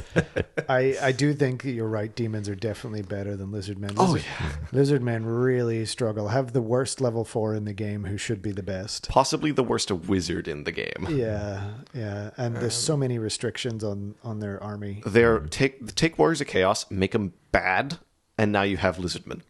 Yeah. Shining star for this army, skinks. Yeah. Yeah. Skinks are pretty good. There's good stuff in every army, but Yeah. the army composition is so restricting. It's kind of internally very badly balanced. Well, you have to take 10 Saurus warriors. Unavoidably. If you you can have a Saurus Old Blood or A skink priest. two skink priests. Yeah, Is it two? I thought it was just. I think you have two. I think it's just one. Is it just one? Yeah. You can't have both of them. So yeah, if you want to go slamless, you can't even take. And also, It's per 1,000 points. Yeah. So you can't even take two skink priests and an old blood. Is there not like maybe it's an AOS thing, but Star Priests are they not upgrade to regular? nope. No. So literally just the big frog is the. Yep. They only The have worst level 4 in the game because he's a bad. large target and he's a monster, and he You doesn't. can't put him in a unit. Yeah, He's He just- he can only be protected by Temple Guard, but you can't take the Temple Guard in core. Or I think maybe you can. No. But you can't. No. And you must take 10 Saurus Warriors. 10 Saurus Warriors. Everybody else who has a minimum, it's 5. it's 5. But yeah, so it's a poorly written yes, list. and they actually went back and nerfed the slam. Right? They FAQ'd and What? nerfed him. Yeah. Yeah, so initially the slam was monstrous infantry, so he could join other units of infantry, and he was not a large target, which means that you could put him in a unit of Temple Guard and have him just sit there and be perfectly safe and have a combat guard for him. And also he can be shot out of anywhere, and he had a 360-degree line of sight if he was out of a unit. He was pretty okay, like a Demon Prince caster. And then they took away his monstrous infantry and gave him large target. Now he's a monstrous beast, Yeah. or monstrous creature. Yeah. He really is like the younger sibling that you have to bring with you everywhere. Yeah, yeah. And the worst part is, Protect me. yeah, in Old World, you In a little Kermit need- voice. You need a level 4, otherwise you get fucked by enemy magic. Like Talking about level 4. Yeah. Yeah. that's another meta discussion thing. All right. Next. All right, now 12. We saw them earlier for a brief second when I misread the poll. It's Chaos Dwarves. Yeah, I think they deserve to be higher. I also think so. Yeah. I think they deserve to be higher than the next. They two, won at a least. tournament, at least one. I Maybe think several. just the dwarves do not. No. I think that the Hobgoblin army featuring Chaos Dwarves Well, deserves to be higher. This is literally what it is. It is a greenskin army with maybe a bit of Chaos Dwarf, heavy weaponry, and maybe a wizard. And Wizard Engineer. Yeah, wizard engineer. It does sound like if you wanted to, you would have to do something like convert part of the army up or something weird like that. Like maybe, some of your Black Orcs are actually Chaos Dwarves on stilts. I don't know. There is a You know, character like something that. A character on mechanical legs Oh. because he's turning to stone. Oh, I love that about them. Yeah. Yeah. That's so cool. So, They're so cool, I those. was very keen on playing Chaos Dwarves, and then as I got into it, it's like, but the dwarfs are shit. Yeah. They're not great. And you went in trying to find a way to make the dwarves not shit, and there's not one. Well, yeah, it's rough. So I decided to back off. Particularly in the dragon meta. Yeah, for sure. Next up, at number 11, we have Mark, the Dark Elves. Dark Elves, yeah, they're not that bad. We don't have the Dark Elves, we have Mark specifically. Yeah, I am in this spot. Hey Mark, yeah, right, the Lisbon, how do you feel? I am better than them. I have dragons, they do not. I can fit 2 of them into one list of 2,000 points, and they have none, so You can't even take 2 Old Bloods in the same list on Carnosaurs, can you? disgusting. I'm not sure. I think if you do, you can't You fit have no anything wizards? else. Yeah. I feel like if we did this poll now, the Dark Elves would be higher. Even Yeah. after this was around 2 weeks ago, and there's been that gentleman from the United Ed Kingdom, Fawcett, yeah, who's for just Close been Order. crushing with the Dark Elves. There's Yeah. a guy in Japan who's been doing really well. The Double Dragon list is pretty Yeah. good. I'm not sure if it's like just a thing that they can do. I think maybe because the way the high elf, right? So like Chaos, they have mainly one dragon because one sorcerer lord or whatever. Not mainly one dragon. Oh They well, get yeah, one it's like dragon. yeah. Well, ignoring the what Technically, thing. sorry, a correction of it myself in an earlier episode, as was pointed out. Oh yeah. Sorcerer Lords can be mounted on dragons, but I don't think you'd ever want to have a double dragon with a Sorcerer Lord and a Chaos Lord. That seems like a terrible waste of points to put a Sorcerer Lord on a dragon. No, the way they do it now is, and we'll get to this. There's a triple dragon list that has Galrock as your sorcerer, and The Warpstone Dragon. Chaos and the Warpstone Dragon, Yeah. Chaos Lord on a dragon. So Cool. and it came third in a tournament. We'll get to that when we talk Very about the cool. meta. Nice. Yeah, I think the Dark Elves. I don't know. The middle of the pack is where it starts to get a little tricky when you're trying to rate things. It's very easy to Yeah. think these are the bottom 3, and then these are like the top 5, and then all those other 8, somewhere in here, maybe. It does feel a little bit like if you take dragons with dark elves, you are going to be definitely higher in the middle pack. Outside of that, not really sure. The only legacy list, aside from what we'll get to later, that has dragons. So that Yeah. I think bumps them up immediately. Yeah. Yeah. All right. The fact that they actually, I think that of this block of legacy lists, they are the top ranked legacy list. And I think the only reason they rank this low is because they're legacy and people don't Yeah. know about how good they are. Yeah, like you Whereas can fit 3 dragons into 3,000 points, and they all have invulnerable saves. 2,000 points. 3,000. Oh, okay. Yeah, no, 1 per 1,000. Because you can only take 1 dragon per 1,000. No one's playing 3,000. Yeah, eventually, Yeah. you'll have to pay far, far fewer models than your opponent. Anyway, Okay, number Um, 10. Hold the line, men. Ah. It's the Empire of Man. All right. So the first of the actual armies. Oh, I've just realized that, yeah, they are the worst army. and predictably, of all the mainline Yes. armies, Empire of Man. I mean, Yeah. 10's Yeah. pretty good for them. If you look at The worst is pretty okay. I mean, I think they're worse than some of the armies that are below them. I agree. I agree. But, Empire, People love them. everyone loves them. Well, Lots they're of people fan play favorite, them. yeah. You have some options. Hmm. The guns are really good. There isn't really much to say about Empire. They have no army special rules. So, Their infantry are the worst in the game. yeah. Or they second worst. Skaven exist. Yeah. They kind of overstated for how good they thought the ability to have a detachment was. Yeah. Because The infantry aren't overpointed, really- yeah. Overpointed, yeah. So their cost just doesn't add up for Empire infantry. How much is it to unfortunately. equip a spearman with a shield? It's one extra point, and then one for the spear. Right, and then how much is the base state troop? 6, I think, So you get 8 points for a spear and a shield. Yeah. with a base human stat line. Yep. Let's take a look at Warriors of Chaos real quick. Berserkers who come in at 8 points on their own are frenzied and have weapon skill 4, Don't- movement you'll make me 5. sad. Yeah. Yeah. Yeah, it's just. Wait, let me just double check. Yeah, state troops are 5 points base. Okay. Okay, And then you add so 1 point more one for expensive. spears and then one for shields. So it's 7 points for it. Yep. Yeah. Yeah. That's Weapon skill 3. overpointed. Yeah. Yep. They should be half that price. Well, I don't know about that, but they definitely shouldn't be that expensive. Yeah. No. And they need something to make them a bit more special. Yeah. You should probably do something like remove the option of the shield, have it built in. Like I think Dark Elves have that. It's like you have fewer options, but because So- they're built in, you don't have But to pay halber- extra then you have points. halberds, right? Yeah, Yeah. halberds. That's the Okay. reason why. Could you maybe have a separate list and just call them halberdiers? Well, Just there's replace also shield people who with have built halberd. in the past just spearmen and just with spears. Yeah. No one ever builds just swordsmen, but just spearman was a fairly common build of like, this is really cheap, I'm just going to take this. It's a little bit better than just board, like, so you can take swords. You couldn't actually take swordsmen in the past on their own. Like they were veteran, but because all the state troops used to be their own individual units, now they're a single unit template you can upgrade however you like. Yeah. And I think they mispointed it. That's for sure. Yeah. Yeah. All right. Who's number 9? Number 9. In at number 9 is Ben's other army. my other army. Yeah, they're right next to each other. Dwarven Mountain Holds. Well, Ben, you're middle of the pack. How do you feel, Hey, this is where I live. This Mister? Tied 3 times at the GT. is 2 times. I won 2. I tied 2, and I only lost once. So. Right, won once Yeah. at 11-9, yeah. So, A very good tie. hey, A win's a win. A bow Mr. tie. Middle of the pack, baby. Okay, Dwarven Mountain Holds. Yeah, they're somewhere around here, right? I think they are. It's interesting. I think the dwarfs, including the Arcane Journal, they're probably the most internally balanced army in that there are so many builds that are equally viable. They're so fun. Like, They're du- so flavorful. yeah. Yep.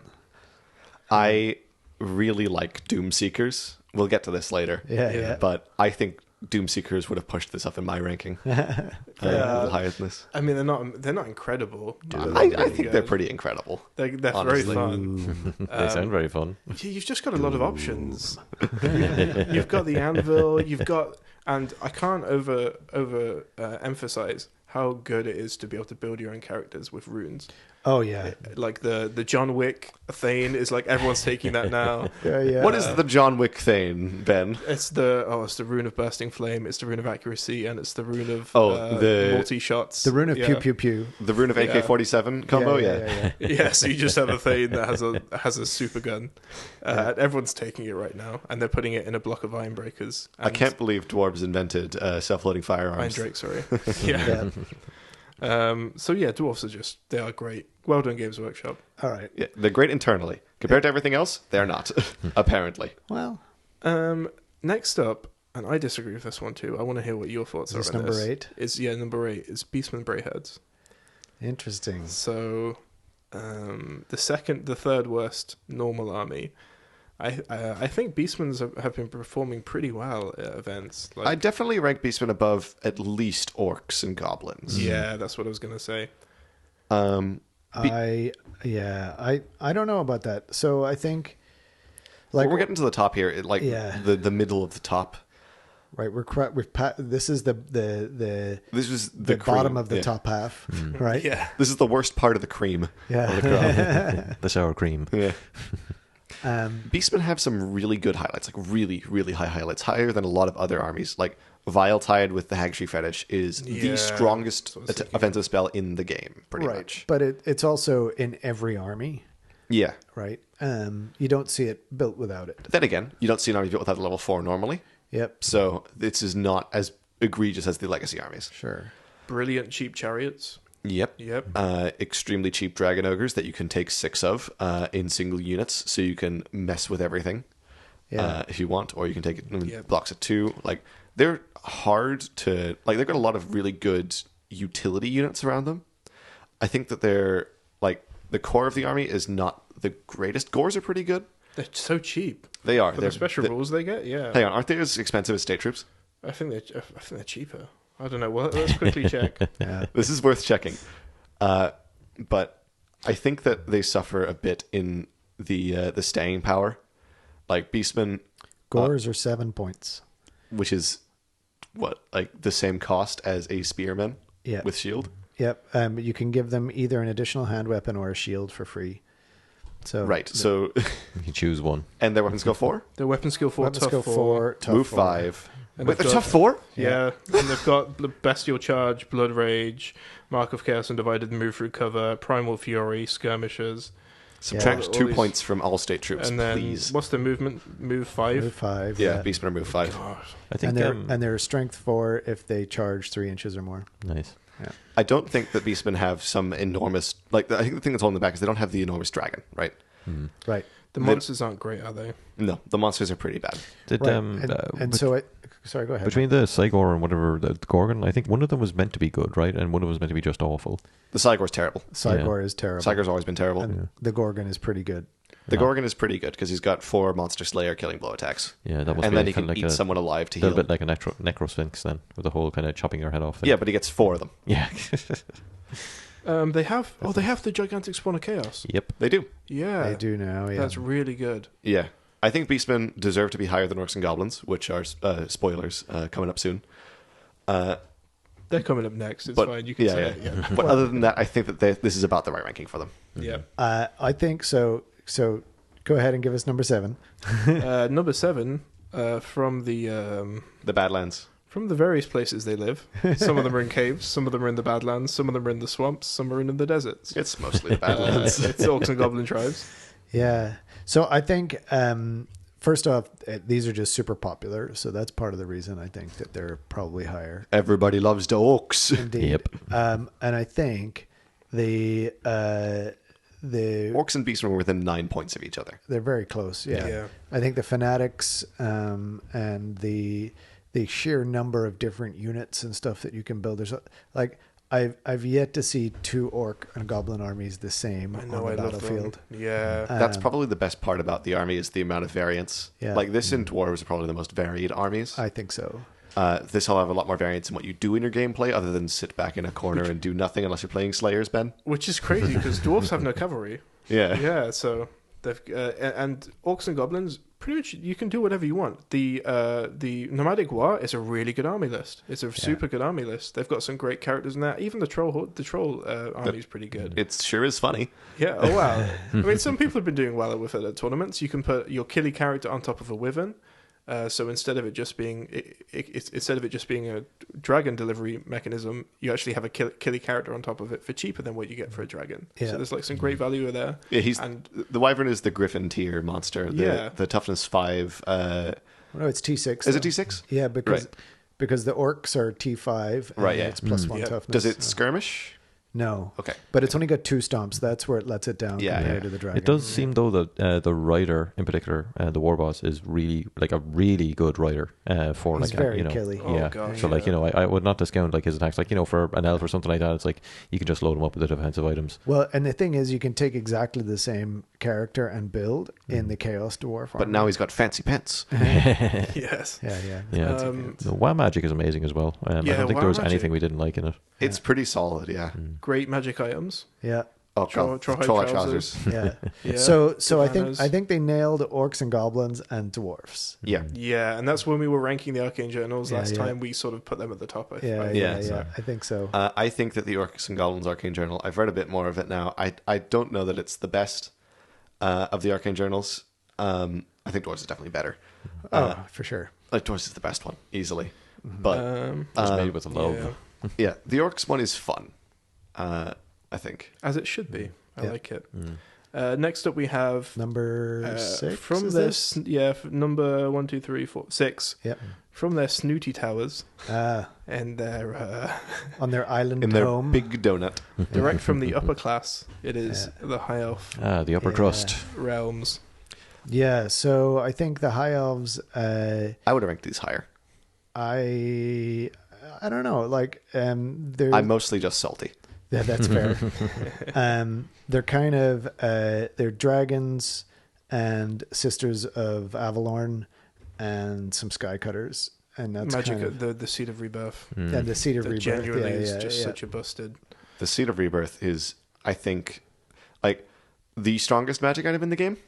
It's certainly one of the more efficient ones. Yeah, like Point Yep. value. But the fact that it's extremely common. And extremely it's common not is armor. the gross part. Yeah. Yep. Yeah. If the Trollhide trousers weren't armor, they would be better than Yeah.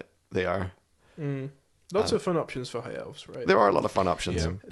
So I think there's only a few that are really viable, and I think that's where they struggle a little bit. Like there's a Shadow Warriors aren't great. Shadow Warriors aren't great. Half of the infantry, there's a lot of infantry in high elves. Spearmen half of and them are archers just aren't generally very good. Seaguard, I've are heard just are better. maybe, but Yeah. yeah. Silver Helms aren't great. Like a lot of the army is kind of middling. Yeah. I'm sorry, I'll let you take over. You're the one No, playing. no. Go ahead. You're absolutely right. A lot of the armies is kind of middling. There's a lot of highlights, like dragons, obviously. Like they have the best dragons, I think, because they can get such easy access to regen, and they have such good wizards that they can pretty much always get that high magic spell for the 5-up ward off. They can put a wizard can- on a dragon. They can put a Yeah. wizard on a dragon. There's a lot of really effective builds you can do with high elves. You can even do multiple dragons in one list if you want. There's no restriction to that. Yeah. What I'm actually hearing is that folks are moving because, well, let's get to that. in Yeah, just let's a get to sec. that. Go Yes. ahead. Coming in at number 1, 2, 3, 4, 5. It is the vampire counts. Right. And I think that's probably because of the screams. Yep. Yeah, the That's scream list scary. is terrifying. And it all should of the be. lists, all of the lists do have the screams in them. It's just a question of how many. Wait, they have dragons too, vampire counts, so they are a legacy army with dragons. They have Yes. Terrorgeist, which is basically a kind of like a riderless dragon, and then like everything can take a few things can take zombie dragons as well. Yeah. Yeah, they're pretty good. The downside of the zombie dragon is, of course, the crumble part when you're in combat. But You got to make sure you kill that stuff, but Yeah. don't off them. Yep. Vampire counts are pretty solid. They're undead, so that's always great. Yeah, it's weird how like I think the Blood Knights, is that what they're called? Yeah. Yeah, they are extremely good, but also can be brought back as well. It's, their necromancy Yeah, spells. that's all kind of that, funny which is because really those are vampires. Blood Yeah. Knights are a unit of vampires, and it's funny that they can be just brought back, just like anyone else. I've always thought, I know this is a bit of a segue, but if it's on a horse, and I think some other podcasts talked about this before, if it's on a horse, it still only counts as one wound, so you can't just have like one straggling vampire. Oh, I've fallen off my horse, and now I am a fucking character. You know? But it's 2 models, according to the FAQ. Oh, stop it, you. All right. Cavalry are unit strength 4. Quick question. If they take away like the screaming stuff from this list, where do you think they'd fall in the rankings? Number 11. Like down towards the lower bottom? Oh, yeah. I think Really? they'd be back down with all the other legacy lists. Yeah, like Dark Elves, Chaos Dwarfs, Lizard Men. The zombie dragon is still a dragon, but it is not as good as an actual dragon. So Yeah. the big strength of the vampire counts in 8th edition was the Barbie doll nature of the vampire count himself, right? You could literally dress him up however you wanted, all these different flavors of gifts, wizard, not wizard, all these magic items, blah, blah, blah. We played a Mighty Empires campaign where I had 4 different vampire counts. They were all unique personalities, and they all had entirely different builds, and they were all effective. Yeah. That's cool. And so a lot of that is missing from the list Yeah. right now, which is why you have to lean into the Scream. It's kind of missing from everything but dwarves, Right. to be honest. And the Scream list is just very deadly. Like when it goes off right, that's it. Yeah, a lot of people were saying that problem with vampire counts is the vampires don't feel very vampire-y. The other characters in the book are almost equivalent. Like White Lords are like a viable alternative to them for, reasons. But like the vampires themselves, you can't get like a level 4 vampire lord, I believe, anymore. Like they can go up to level 2 and then there's a vampire power that lets them bump up to level 3 or something like that. But you can't go crazy with them anymore. Like they're not like, I don't think they're like 5 strength, 5 toughness and 4 wounds anymore, are they? They were really, really good in 8th edition. Yeah. Yeah. And I'm kind of sad to see that go, because that was the most fun part of it. Was Yeah.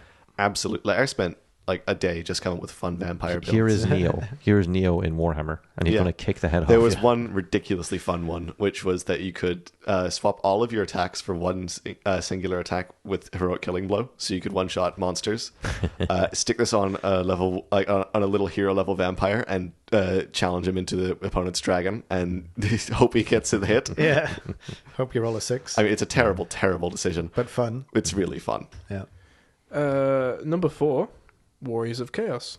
From the Frozen Wastes. I think the Arcane Journal hasn't really altered where they sit in people's This was- rankings at all. There was always quite high, right? Yeah. Was this spoken before or after the Arcane Journal that we read? After. Right, After, yeah. Like a month at least after. Yeah, yeah. So I think this is about right for Warriors. I think they're quite strong. They definitely have shortcomings. Yeah, absolutely. No I think that ranged. Wolves of the Sea improves the just that improves the variance of the army a lot. You're going to see a lot more build variants just after the Arcane Generals come out, but it's still kind of a pretty one note just playing the Grand Army. But that one note is really strong. It's a big flying hitty thing. Whether that big flying hitty thing is 18 guys or one guy on a dragon, it doesn't really matter much. It's a really strong army. Now backed up by probably two gigantic spawns of chaos. Yeah. Yeah. You can have For a some total of 300 points, you now have 12 wounds on the battlefield with tough 6. big- Yeah. with a regen. Or And, triple yeah. dragon. Yep. Number 3, AJ. Here they are. Yep. From the forests of Athaloran. Athaloran. I was Yeah. about to say Lothlorien.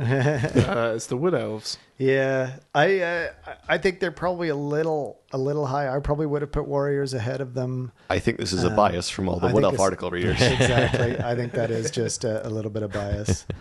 I do think their strong build is kind of one-dimensional. The Pillar of Fire spam thing. Pillar of Fire spam with a Glade Lord and a dragon who's more or less unhittable in close combat. And some good shooting. And then a bunch of poison shooting and pillar spam. Yeah, The most annoying kind of army to fight. yeah. You Yeah. can put 5 pillars of fire on the Who battlefield. has that many templates?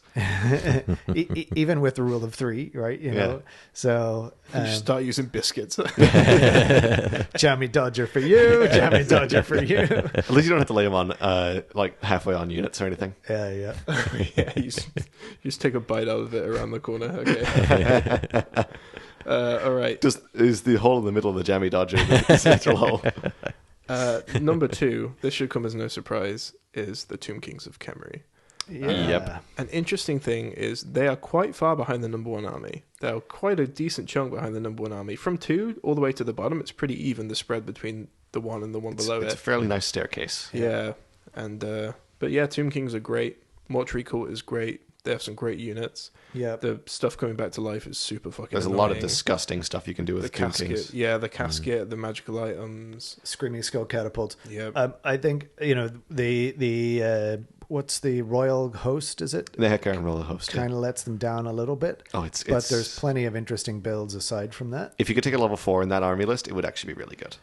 And I think the now pretty much, aside from the vampire count, maybe this is something in favor of the vampire counts, being able to bring units back to life. It used to be that most armies could do that in some form or fashion with magic, but The now- Lore of Life. Lore of Life, yeah. But now only the undead can do it, and the Tomb Kings are great at it. Well, it completely shuts off gun lines. For one, you just always will beat gun lines because Yeah. they'll never be able to shoot for enough of your stuff. Yeah, You can't kill a unit of Ushabti in one turn. Yeah. it doesn't matter who you are. Yeah. Well, unless you get a cannon shot straight down the line. Yeah, or that bolt thrower. Yeah. Well, not even a bolt thrower, because that's only strength 6, you know? Yeah. You'll Yeah. get 2 up, 3 up, 4 up, and then from there It's it's... fair. I'll be honest, Tomb Kings are my least favorite army in the game. I think I've sort of just... I read the rules and I think this isn't super fun. Maybe it's because I play a lot of shooting armies, so I'm acknowledging my bias Sorry, there. Ben. But I don't think the mechanic of bringing that many things back to life is particularly good for either side of the table. No. Where it's like you just roll the dice and your stuff comes back. There's And no they're- real skill there. But then for the opponent, it sucks as well. So you're not really playing the game there. It's The just thing happening. that I want to add to that about bringing units back to life, that's okay if A, you can't do it in combat, which is a huge thing. Yeah. B, it costs a resource, which is a huge thing. And C, if your army doesn't have shooting, which is another huge thing. Tomb Kings are extremely static. They don't move towards you. They can do it in combat. It doesn't cost a resource. And it is basically like you're never going to lose a unit as long as you don't play stupid. Well, so I think what ends up happening is your tactic against Tomb Kings changes entirely compared to your tactics against other armies, and I think Yeah. that's the part that people don't really appreciate, right? The whole point of having the Tomb Kings in there, like if you just look at the 9 core factions, Especially because they're one of the starter armies. right? You have to attack their wizards, right? Those are the guys keeping everything alive. That actually makes thematic sense.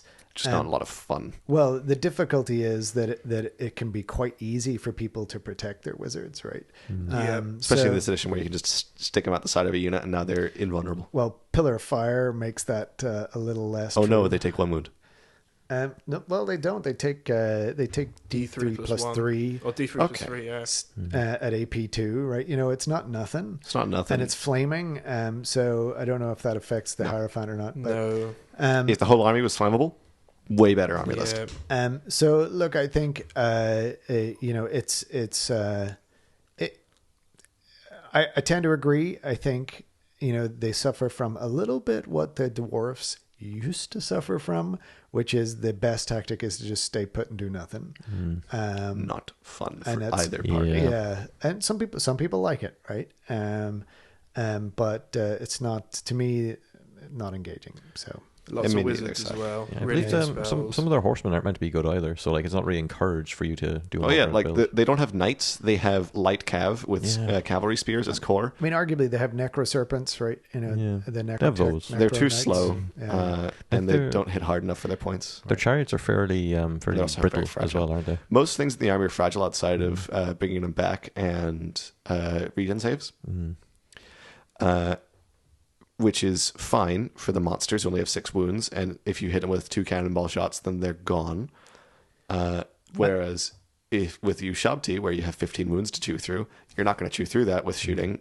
You have to get them into combat and then hope you can do enough damage. Like I took a multi-charge from Silver Helms and a dragon with an ogre blade on it.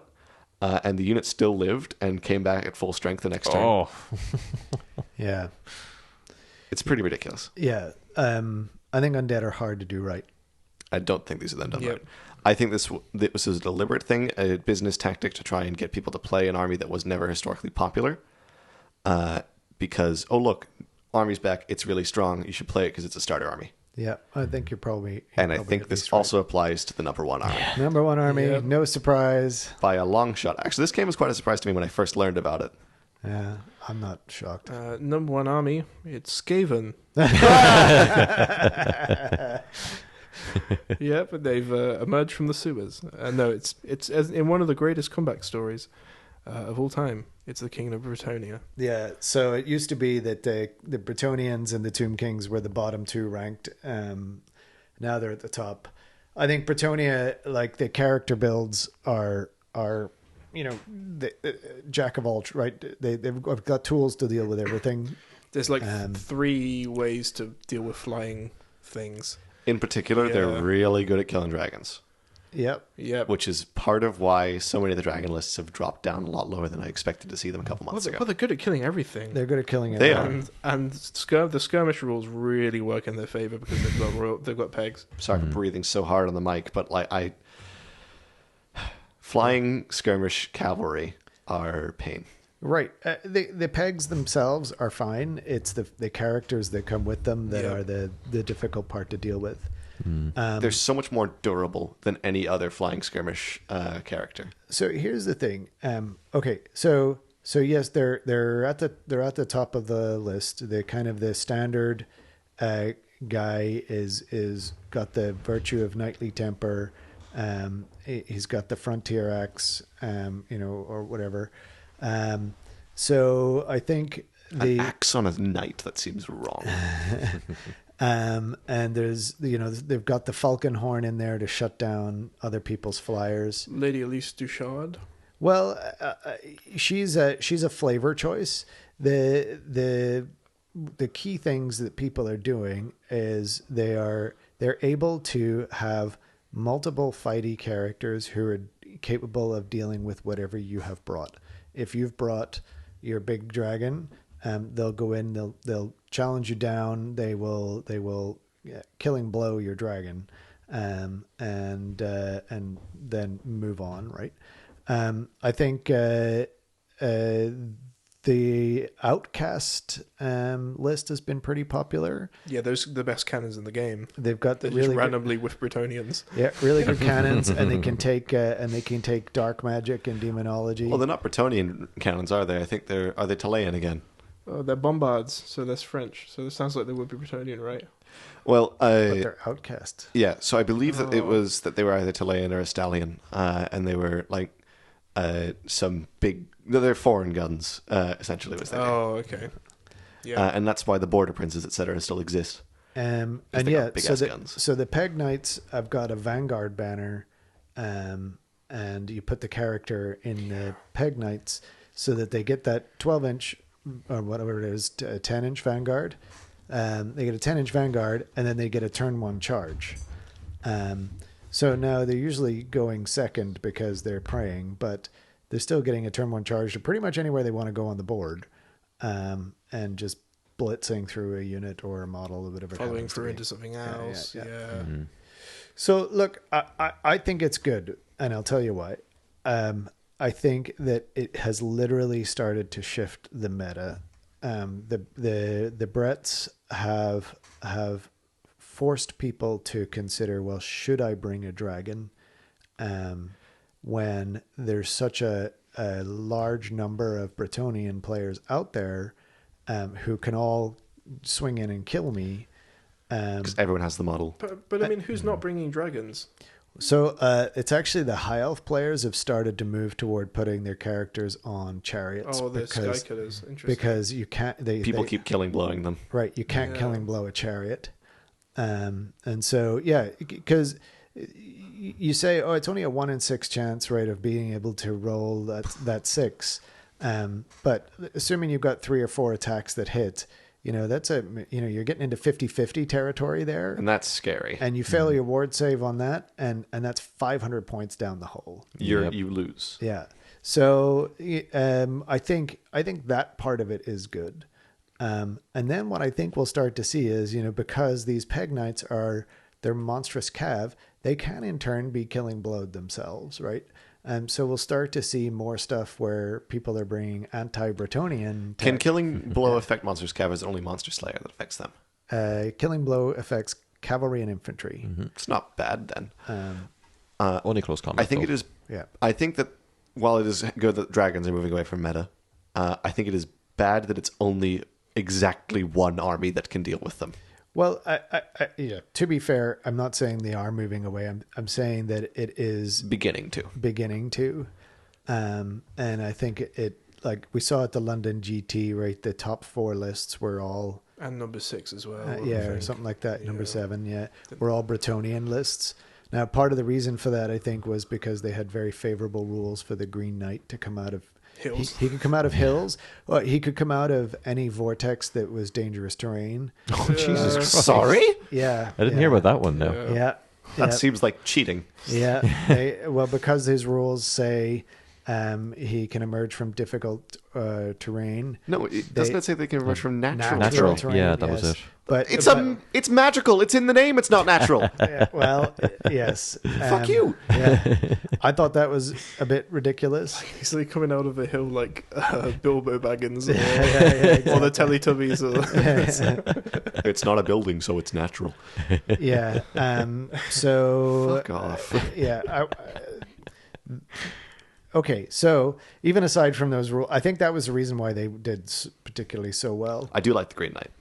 The Green Knight's great. He's awesome. I think, especially when he's played with the rules right. If he I could be think- in any army but Bretonia, I would take him in every army. He's so cool. he's very cool.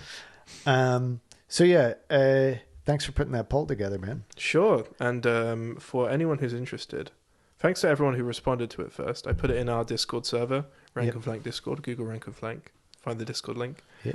Or rankandflank.com. That's it. Yep. /Discord. Yep. I think the next one we will do is we are going to ask people. I want to start, and I think hopefully you three also want to start reviewing some of the Legacy Army books, because we didn't do it when the game came out, and now we've had a chance to play against, and in some cases play with those Legacy Armies, especially Mark, you of the Dark Elves. I'm getting into Demons. Yeah. We've had the chance to explore Chaos Lizard Dwarves, Men. Our yeah. friend Emmett plays Lizard Men, Chaos Dwarves. Corey plays Ogres. We can go and look at those with a bit more context now and take a look at those units.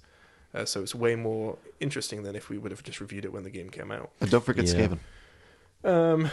Look, I tried Googling whatever this army is that you're talking about, and nothing came up. And then I got a message from my FBI agent, and he said, "I'm watching you." So I don't know what you're talking about. Did he have a big buckle on his hat? Yeah, it's weird. He did. So basically, I'll put up a poll. What Legacy army do you want us to review first? Pick any one you want. Go vote on it. And we'll do it. Yeah. We'll do it for the next episode. Will we do Probably it the next episode. the same way where we rank them, or are we going to just pick one?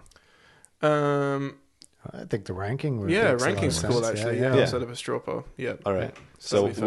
we'll have a nice ranked list, and we'll do them in that order, maybe. Well, that was fun. Chance to talk about the meta. It's a good Yeah. catalyst for discussion. If you think that we've been completely off with these comments, or you think the poll's completely wrong, tell us. Yeah, yeah. You know. Tell us how we're wrong. That's the motto of the Discord server at this point.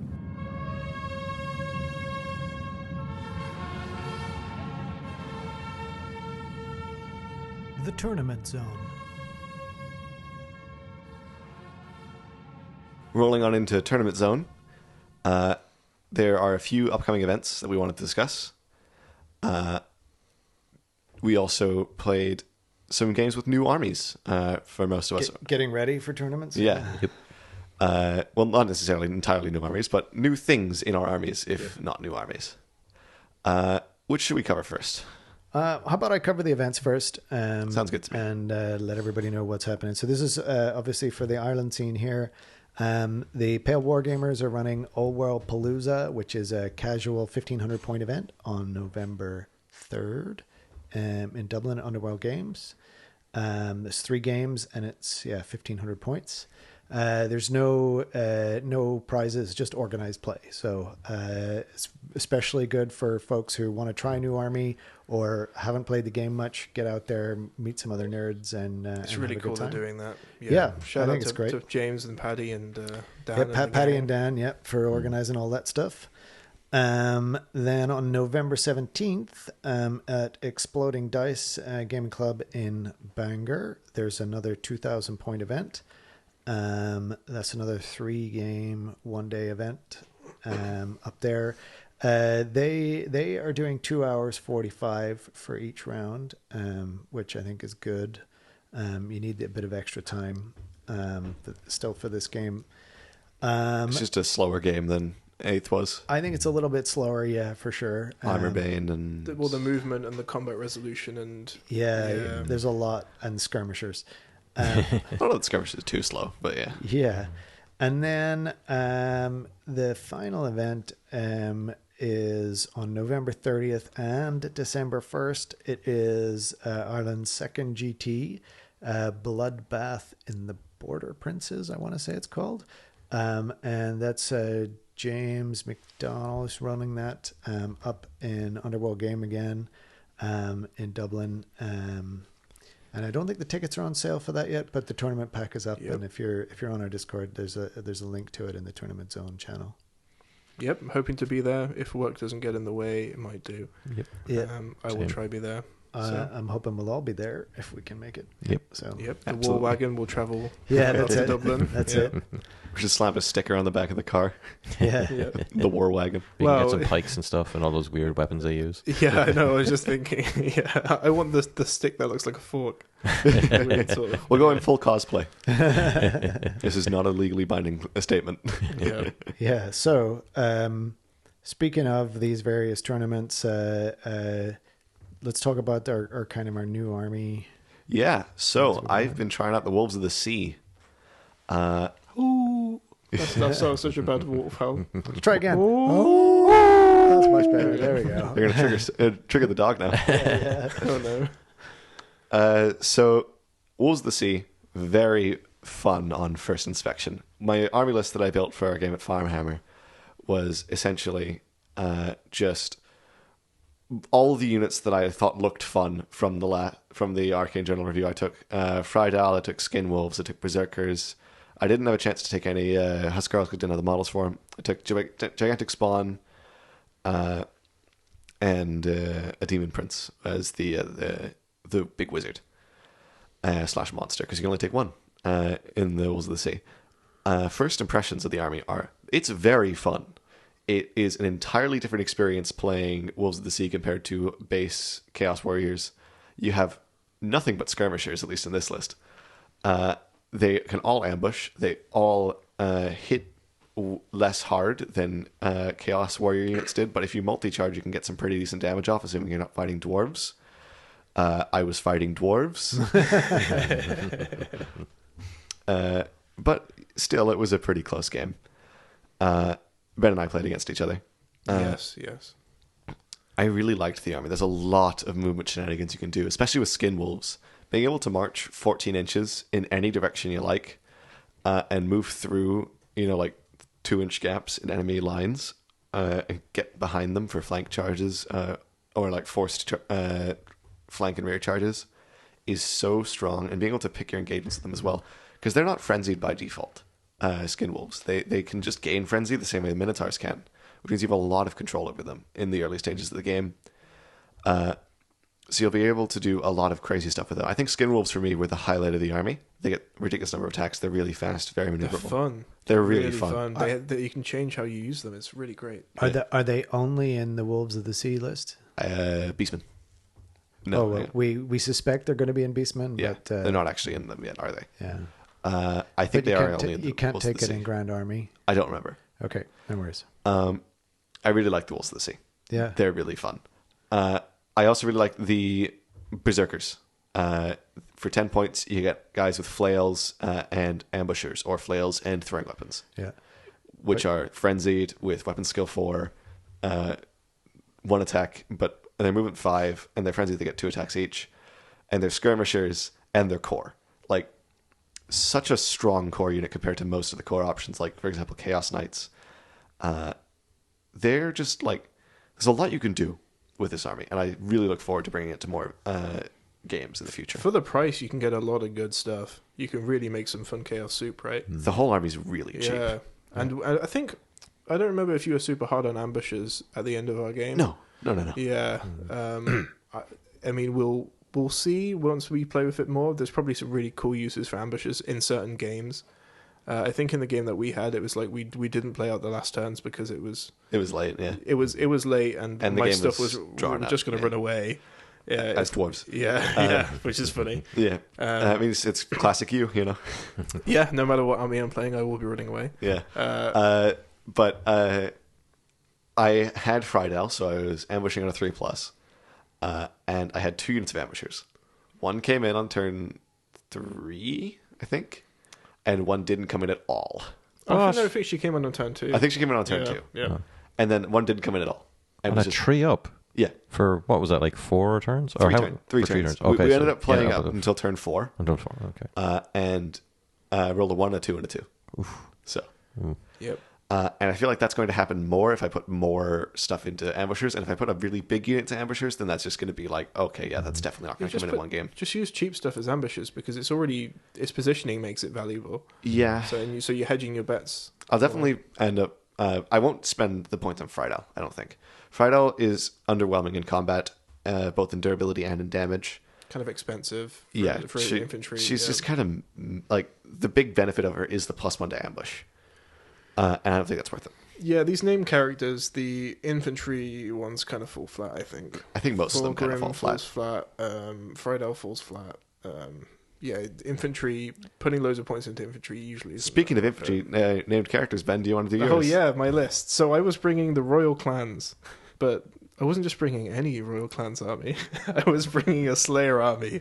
Yeah. And originally I made this list to be quite funny because Mark was like, "Oh, I need someone to take a not very good list so I can practice my Dark Elves against." And so I was like, "Okay, I'll bring this." Well, I ended up playing Finton, and I was pretty much assuming that I was going to get slaughtered. But I took Ungrim. I took the BSB Thane on Shield Bearers with the Master Rune of Grungni and a great weapon. Incredible. I love this guy. Anvil of Doom. Brilliant. Demon unit. Yeah, I took 14 Royal Clan Warriors, which is where the BSB sat. I took a Dwarf Cart.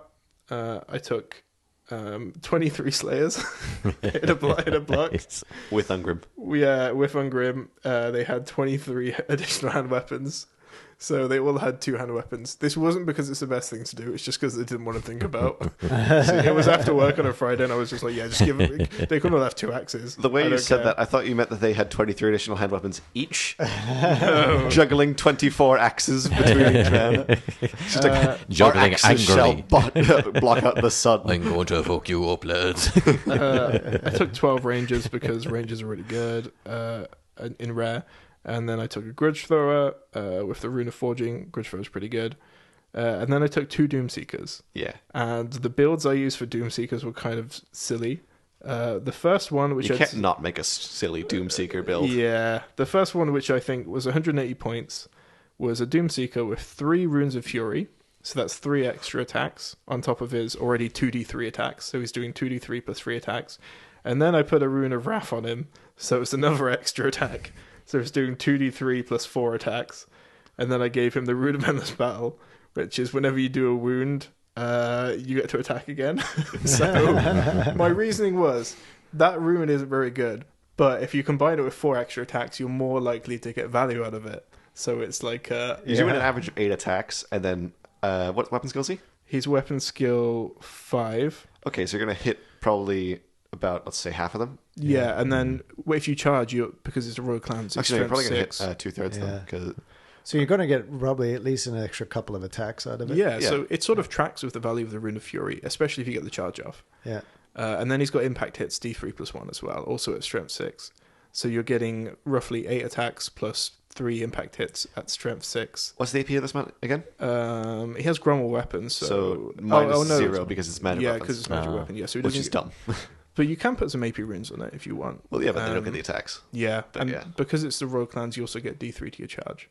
Yeah. And then the other Doomseeker I had, which is a lot less points, it was only 130, was the Rune of Wrath, which is an extra attack.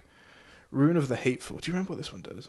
No. I think hatred all enemies. Yeah. Just based on the name. And then Rune of the Reckless, which is you get +1 to hit, but you're also +1 to be hit, which is just great on a Very Doomseeker. doomy. Yeah, it's like, oh yeah, oh Perfect no. for a Doomseeker. Oh no, please don't kill me. He actually, when you charged the gigantic spawn with that with the other one, with the 8 attacks, with all the attacks, didn't kill him in one round, and then I think he did 6 wounds to him. he did. No, he did 6 wounds, and I regen 2 of them. Yeah. And then the gigantic spawn hell because it's unbreakable. And then in the next round, I just about killed your Doomseeker. You killed him with stomp. I tried with not, but stomps. you withdrew the other unit that I had charged, and kept the Doomseeker in. And which I is very killed clever. the spawn at the same time. So he killed the spawn He killed and the spawn, died himself. yeah. So you didn't get the points, and I got the points for the spawn. Killed the spawn and he timbered onto the Doomseeker, I think is what happened. Yeah. And then he died, which is just awesome. So pretty much this game, I got all the rangers on a hill, which is very good. So you're shooting with all of them. Oh yeah, also, you said this army had no shooting on the Well, way it's there. 12 rangers. It's what? It's not really shooting. It's 12 ranges and a grudge thrower. It's not really There's shooting. a little bit of shooting in there. I'm playing Warriors of Chaos here. I know what no shooting is. It's not that. The dwarf cart, Bugman's cart, unbelievable. It's an army staple. I'd have So 2 of them probably. So it gives +1 movement. So your Doomseeker gets its move 3 plus D3, And then +1. and then +1. Yep. So you're 4 getting plus D3, and then plus 2D6. Take highest for the Yes, charge. it's like a 13-inch charge. Or It's a something like that. very good charge. Yeah, for a little, and no one's going to charge it. So your block of warriors or your slayers gets charged. You send this guy into the flank, doing 8 attacks at strength 8, and then if they do kill it, so what? They don't get any points. I think the Doomseekers have been way Yeah. more effective if I wasn't playing an army of entirely skirmishers, so you could actually use them to block charges. Yeah, Because yeah, I was just able to scoot around them the whole time. Because, it's one guy in a 25 Yeah. mil base, and I am a bunch of guys in 25 mil bases. I can go wherever the fuck I want. Because skirmishers are ridiculous. you did the clever thing as well as you avoided Ungrim with like your demon Oh, yeah. prince. I avoided him Yeah. with everything. He got into combat accidentally with a unit of 10 berserkers out of my 40. and he chopped them to bits. And he I chopped them to think. bits immediately. Yep. He killed all but 2 of them. They fled, and then, So you killed a few slayers, but I didn't get that many points from you. Yeah. I also didn't get that many points from you.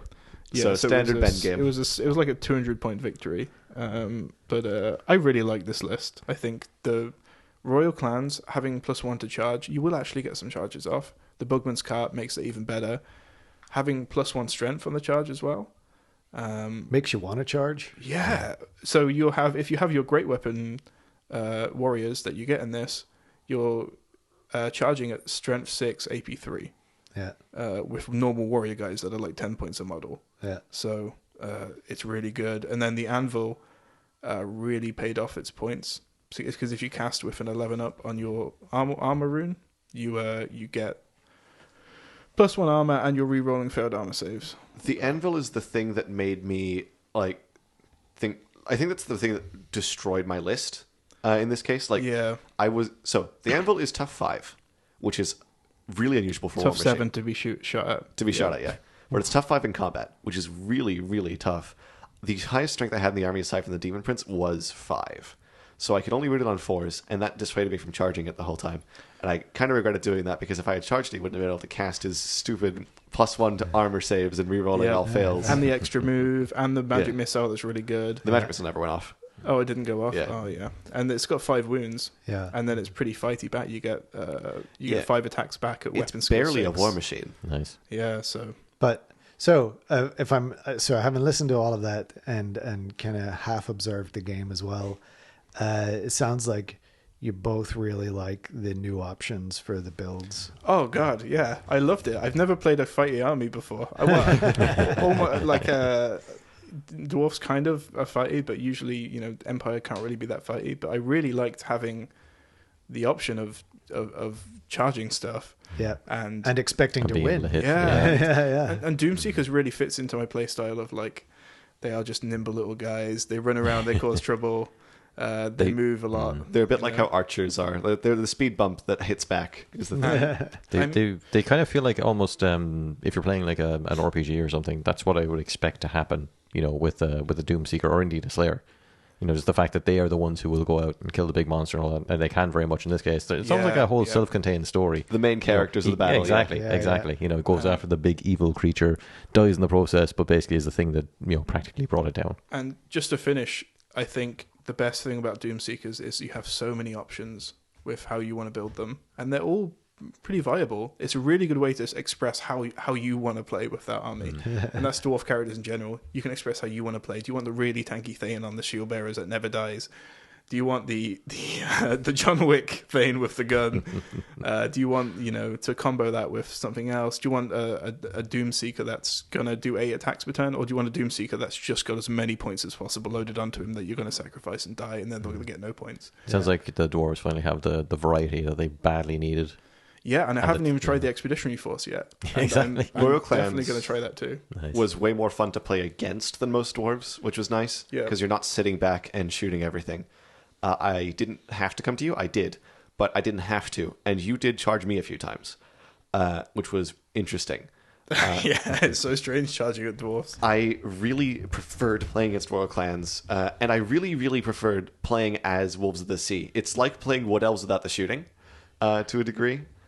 You're incredibly nimble. You never get charged unless you want to, or if you're bad at the game like me, or at least bad at the army. Well, you're just learning. Yeah. First off, Yeah, you're yeah. learning about not only that new army, but also like a very different play style. Absolutely. Before this, I was playing the Unga Bunga throw 18 guys or whatever, Yeah. That's so funny.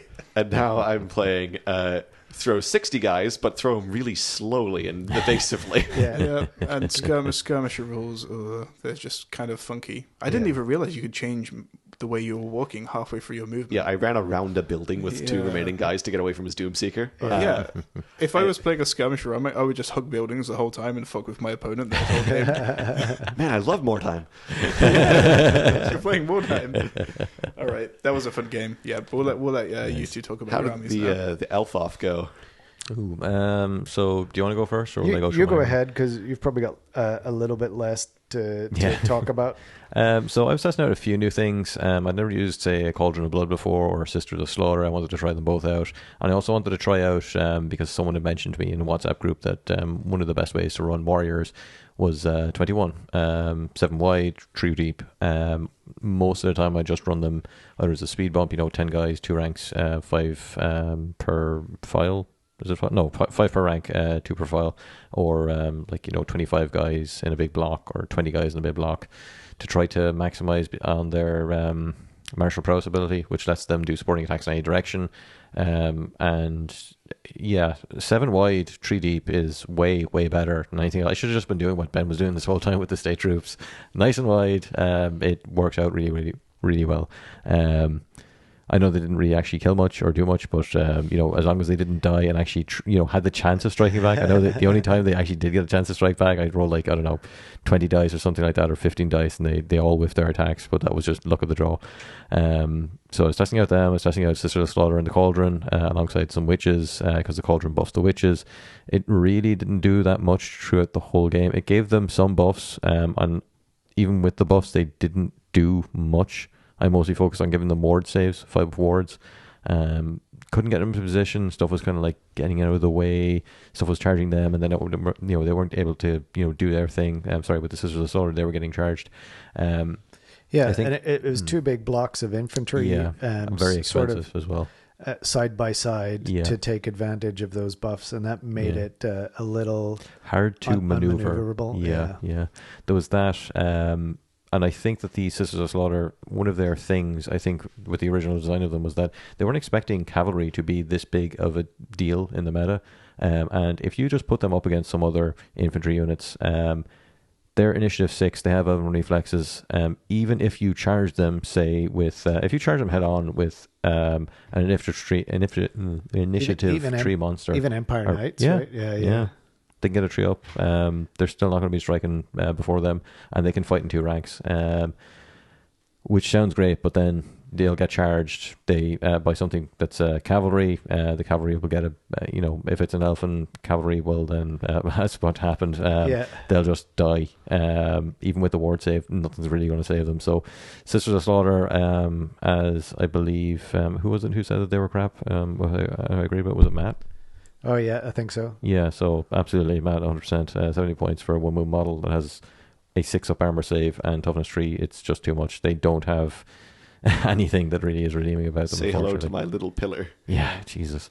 The Witch Elves didn't really do much throughout the game. Couldn't really get in position. The Manticore was really good. The Warriors were really good. I think I got a chance to try out the Dark Pegasus as well, and it's better than putting it on the Sorcerer's on a cold one. But I think that's pretty much it. Sisters of Slaughter, I really don't rate them. So yeah. Yeah, I think it's one of those units where if you want to run them, they're difficult to use, and so you're going to have to figure out like a particular tactic to be able to use them with. Like for example, if you're bringing that Cauldron of Blood, I could see you like creating effectively like a formation to have it with, like a unit of Witch Elves, because the Witch Elves are the cheaper one, right? Yeah, they can be core as well. They can be core, so you could put like some of those in front, and while you've got your buff up for giving them a 5-up ward, they're taking the brunt of things, and then you've got maybe flanking units to kind of march up with. I don't know what the answer is, but I think just kind of moving them forward and letting having them be they're part of a battle line. They're just not strong enough. They're not built for it, really. For that, yeah. Like the Sisters of Slaughter also lack Frenzy, which the Witch Elves have, and that's actually really useful when you don't have an armor save. Frenzy and poison attacks of the Witch Elves is just very, very good in general. So so I was playing a new army which I spoiled at the introduction, which is High Elves. The first words you said in the episode. Yeah, exactly. And I know that in previous episodes I've railed about their pointy helmets, and gosh, they still kind of drive me a bit nuts. Coneheads, yeah. Yeah. From what was it? No, not Pinhead. It was from It's actually Saturday called- Night Live, was the Coneheads. the guy from Ghostbusters. Yeah, Dan I'm just Aykroyd. imagining Plants vs. Zombies. So the reason I started playing this army was I had about 1,500 points worth of models already painted as part of a Kings of War elf army along with the Wood Elves. And so I traded for some Phoenix Guard, and all of a sudden I'm just like 8 silver helms short of a 2,000 point army. The other reason is I wanted to move away from having, the MSU all skirmish type of army that I've been playing with the Wood Elves. There's a couple of reasons for that. One is, I probably didn't cover this in the meta post, but it slows the game down a lot. To have to move a lot of units, to have to move a lot of skirmishers, and it's actually kind of boring. Like, we called the podcast Rank and Flank. And the reason behind that is that's what we wanted to see. Well, it's certainly what I wanted to see on the battlefield, right? I wanted to see blocks of infantry and cavalry and maneuvers. And when everything is skirmishing or really tiny units, it's much more like Age of Sigmar or 40K or any of those other round-based games. So I am rebelling against the dominant meta. I have taken a list. I have 6 units in the list. They are all close order. It's 24 Sea Guard, it's 20 Phoenix Guard, it's 8 Silver Helms, it's 8 Dragon Princes, it's a Phoenix and a Griffin. And so that's the basics of the list. And oh my gosh, I had so much fun. Because, first off, everything was on movement trays, which was nice. And thank you to Stefan for printing those for me. Those are the best. His movement trays with the Rank and Flank logo. Yeah, They're so exactly. good. Gosh. I love them. I think we got into some interesting, cool stuff. Like I had Seaguard on the hill, and you charged me with your Manticore, and so they can all shoot because he's a large target, right? So stand and shoot. I got 3 wounds on the Manticore, and that was enough to tip the combat. So I think the combat was a tie. Yeah. As a result, even though I had to feed you a champion. The Dragon Princes and the Griffin riding BSB did great, just kind of charging into things. I think they took care of your Sisters of Yeah, Slaughter. they wiped them out, I believe. I think one of the Sisters of Slaughter tried, or was able to strike back in the second turn or something like that. Yeah, I which think is so. funny. Yeah. Yeah, it was pretty. That was pretty brutal. And you know, the Frostheart Phoenix makes a big difference when you're in an elf off, because now one side of the elves is striking last instead of having that high initiative. Absolutely. And anything that is not a special character, usually a character, for the elves, usually it doesn't have strikes first. just So got the you're reflexes. cancelling cancelling out the reflexes entirely, which is nice. Yeah. I think I'm refining that list. I'm gonna bring it to Exploding Dice and play a 1-dayer with it and see how we go. But my overall feeling was I liked not having to worry about skirmishers. I liked everything having at least one static combat res. I liked having 2+ armor saves. Geez, that feels good. 2 attacks on a cav unit. 2 attacks on a cav unit plus a horse. That's yeah. a harsh charge, that was. Yeah. Well, I was kind of used to that from the Wild Riders. They have 3 attacks each sometimes. So, but you know, being, you know, the thing that I didn't mention in this particular list, I had the Spectral Doppelganger Jesus. wizard in the Dragon Princes, and so he did a lot of work on his own with the combat wizard on a horse. You don't see a lot of them. I No, think. so you can give a Blood of Calidor, so it gets the Barded Elven Steed and can take full plate armor. So he's got a 3-up armor save. With a Seed of Rebirth. With a Seed of Rebirth, the Lore Familiar, and the Headsman's Axe. So plenty of Killing Blow in there. It's Strength 4, AP 1, I think it was. So even against elves, especially lightly armored elves, that was pretty good. I don't know if it was a particularly good build in general, so I'm probably going to change it up a little bit. But honestly, playing with blocks of infantry and cavalry just made me happy. So that's how I'm going to roll. The Wood Elves are going on the shelf until the Arcane General comes around. I might bring them out to the GT at the end of November. See if you can win it. Yeah. I doubt it. But just to kind of give them an opportunity to roll at the GT, and then otherwise I'm just going to be playing the High Elves until. Look, I tell you what, I'll make you a channel. pact. If you don't put any dragons in your high elf list, I won't put any dragons in my Empire and my Dwarf. I think Mark put it really well about was that I sent that thing that you posted the other day. You know, Finton and I do not like dragons, and so we will not be fielding any dragons. And Mark said, "Yeah, I brought How to Train Your Dragon and to the house, and I wasn't allowed in until I had to leave it in the car." I thought that was really well put. Yeah, so no, there'll be no dragons. I like phoenixes. I think they're pretty cool. I like griffins. I'm sad that I can't use my Griffonic pelt. Just thought that was the coolest name for a rule, but That's why we should get Altharion. yeah, Altharion with Grimclaw, or isn't that his name? No, Such a no, cool yeah. name, isn't it? Grimclaw. I'm going to double check. I but thought it was. Continue. Deathclaw was Carl Franz. Carl Franz. I can't remember. He was Altharion the Grim, wasn't That's he? him, yeah. Yeah. Oh, I forget the name of his griffin now. Anyway, Stormwing. Stormwing. That's an even cooler name. I love it. Yeah, I hope we do get Altharion. That'd be cool. It would. Yeah.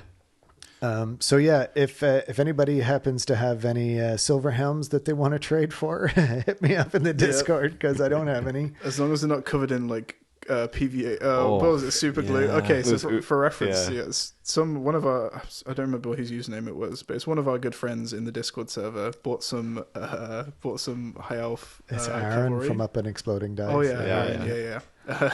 And when they arrived, they look like they've been melted Yeah. Because they had. and covered in acid. They look like fisty glue men.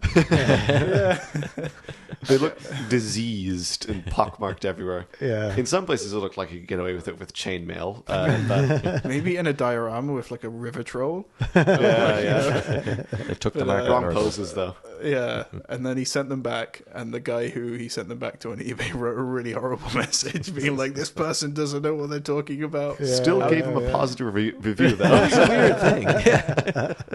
Yeah, I'll sneak this past him. Huh? Anyway, in another less of the very drama. Yeah. surreal Warhammer interaction. Yep. So if that guy's listening, you know, Thanks for the positive review.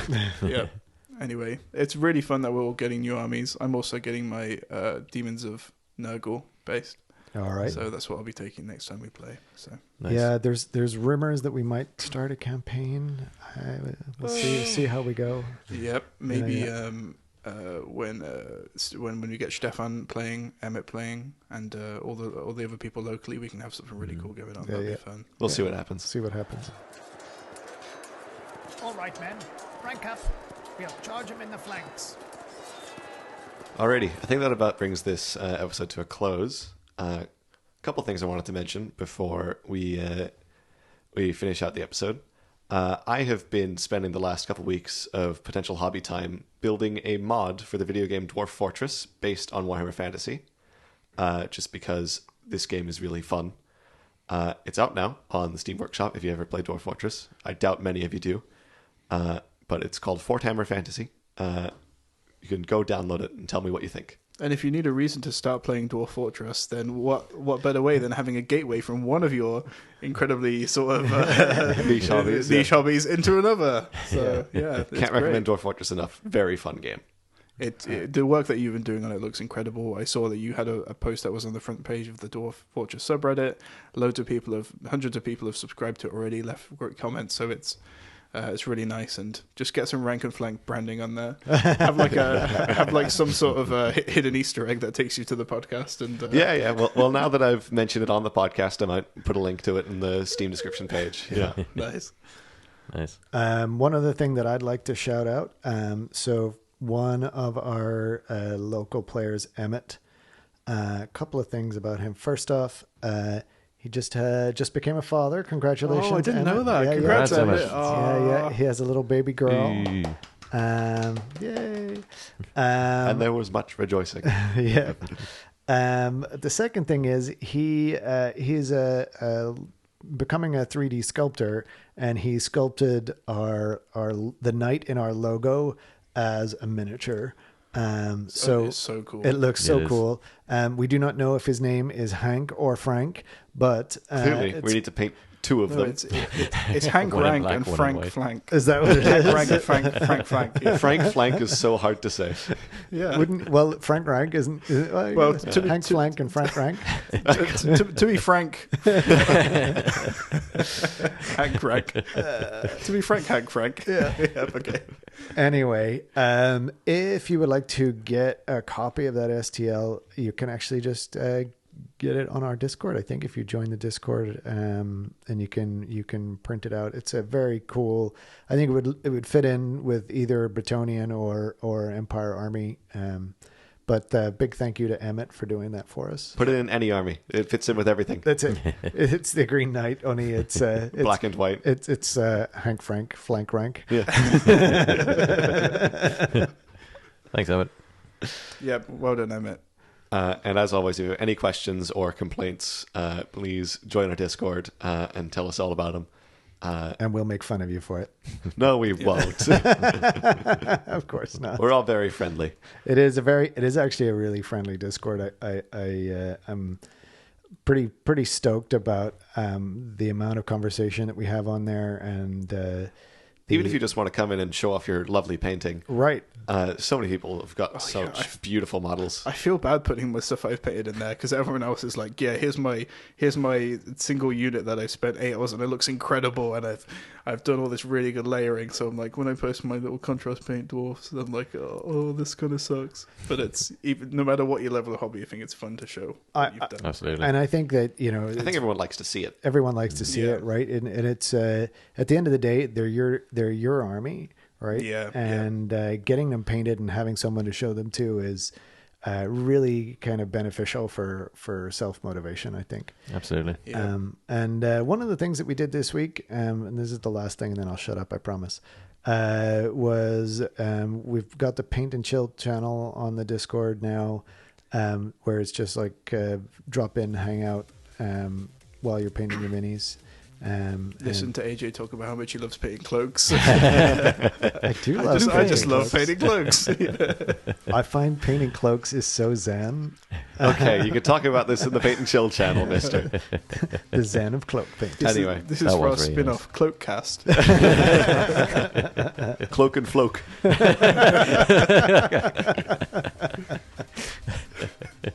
Anyway, you'll catch us or other people just painting in there sometimes. Come and join. It's lots of fun. Yeah. I actually got some painting done for a change. Yeah. It's really nice having people to talk to while you're painting. Absolutely. I don't know if there's anything else we need to cover. I don't think so. All right. Well, with that, I think we'll call this episode to a close, and I'll see you in the next one. All right. Good night. Bye-bye. See you, Bye-bye. folks.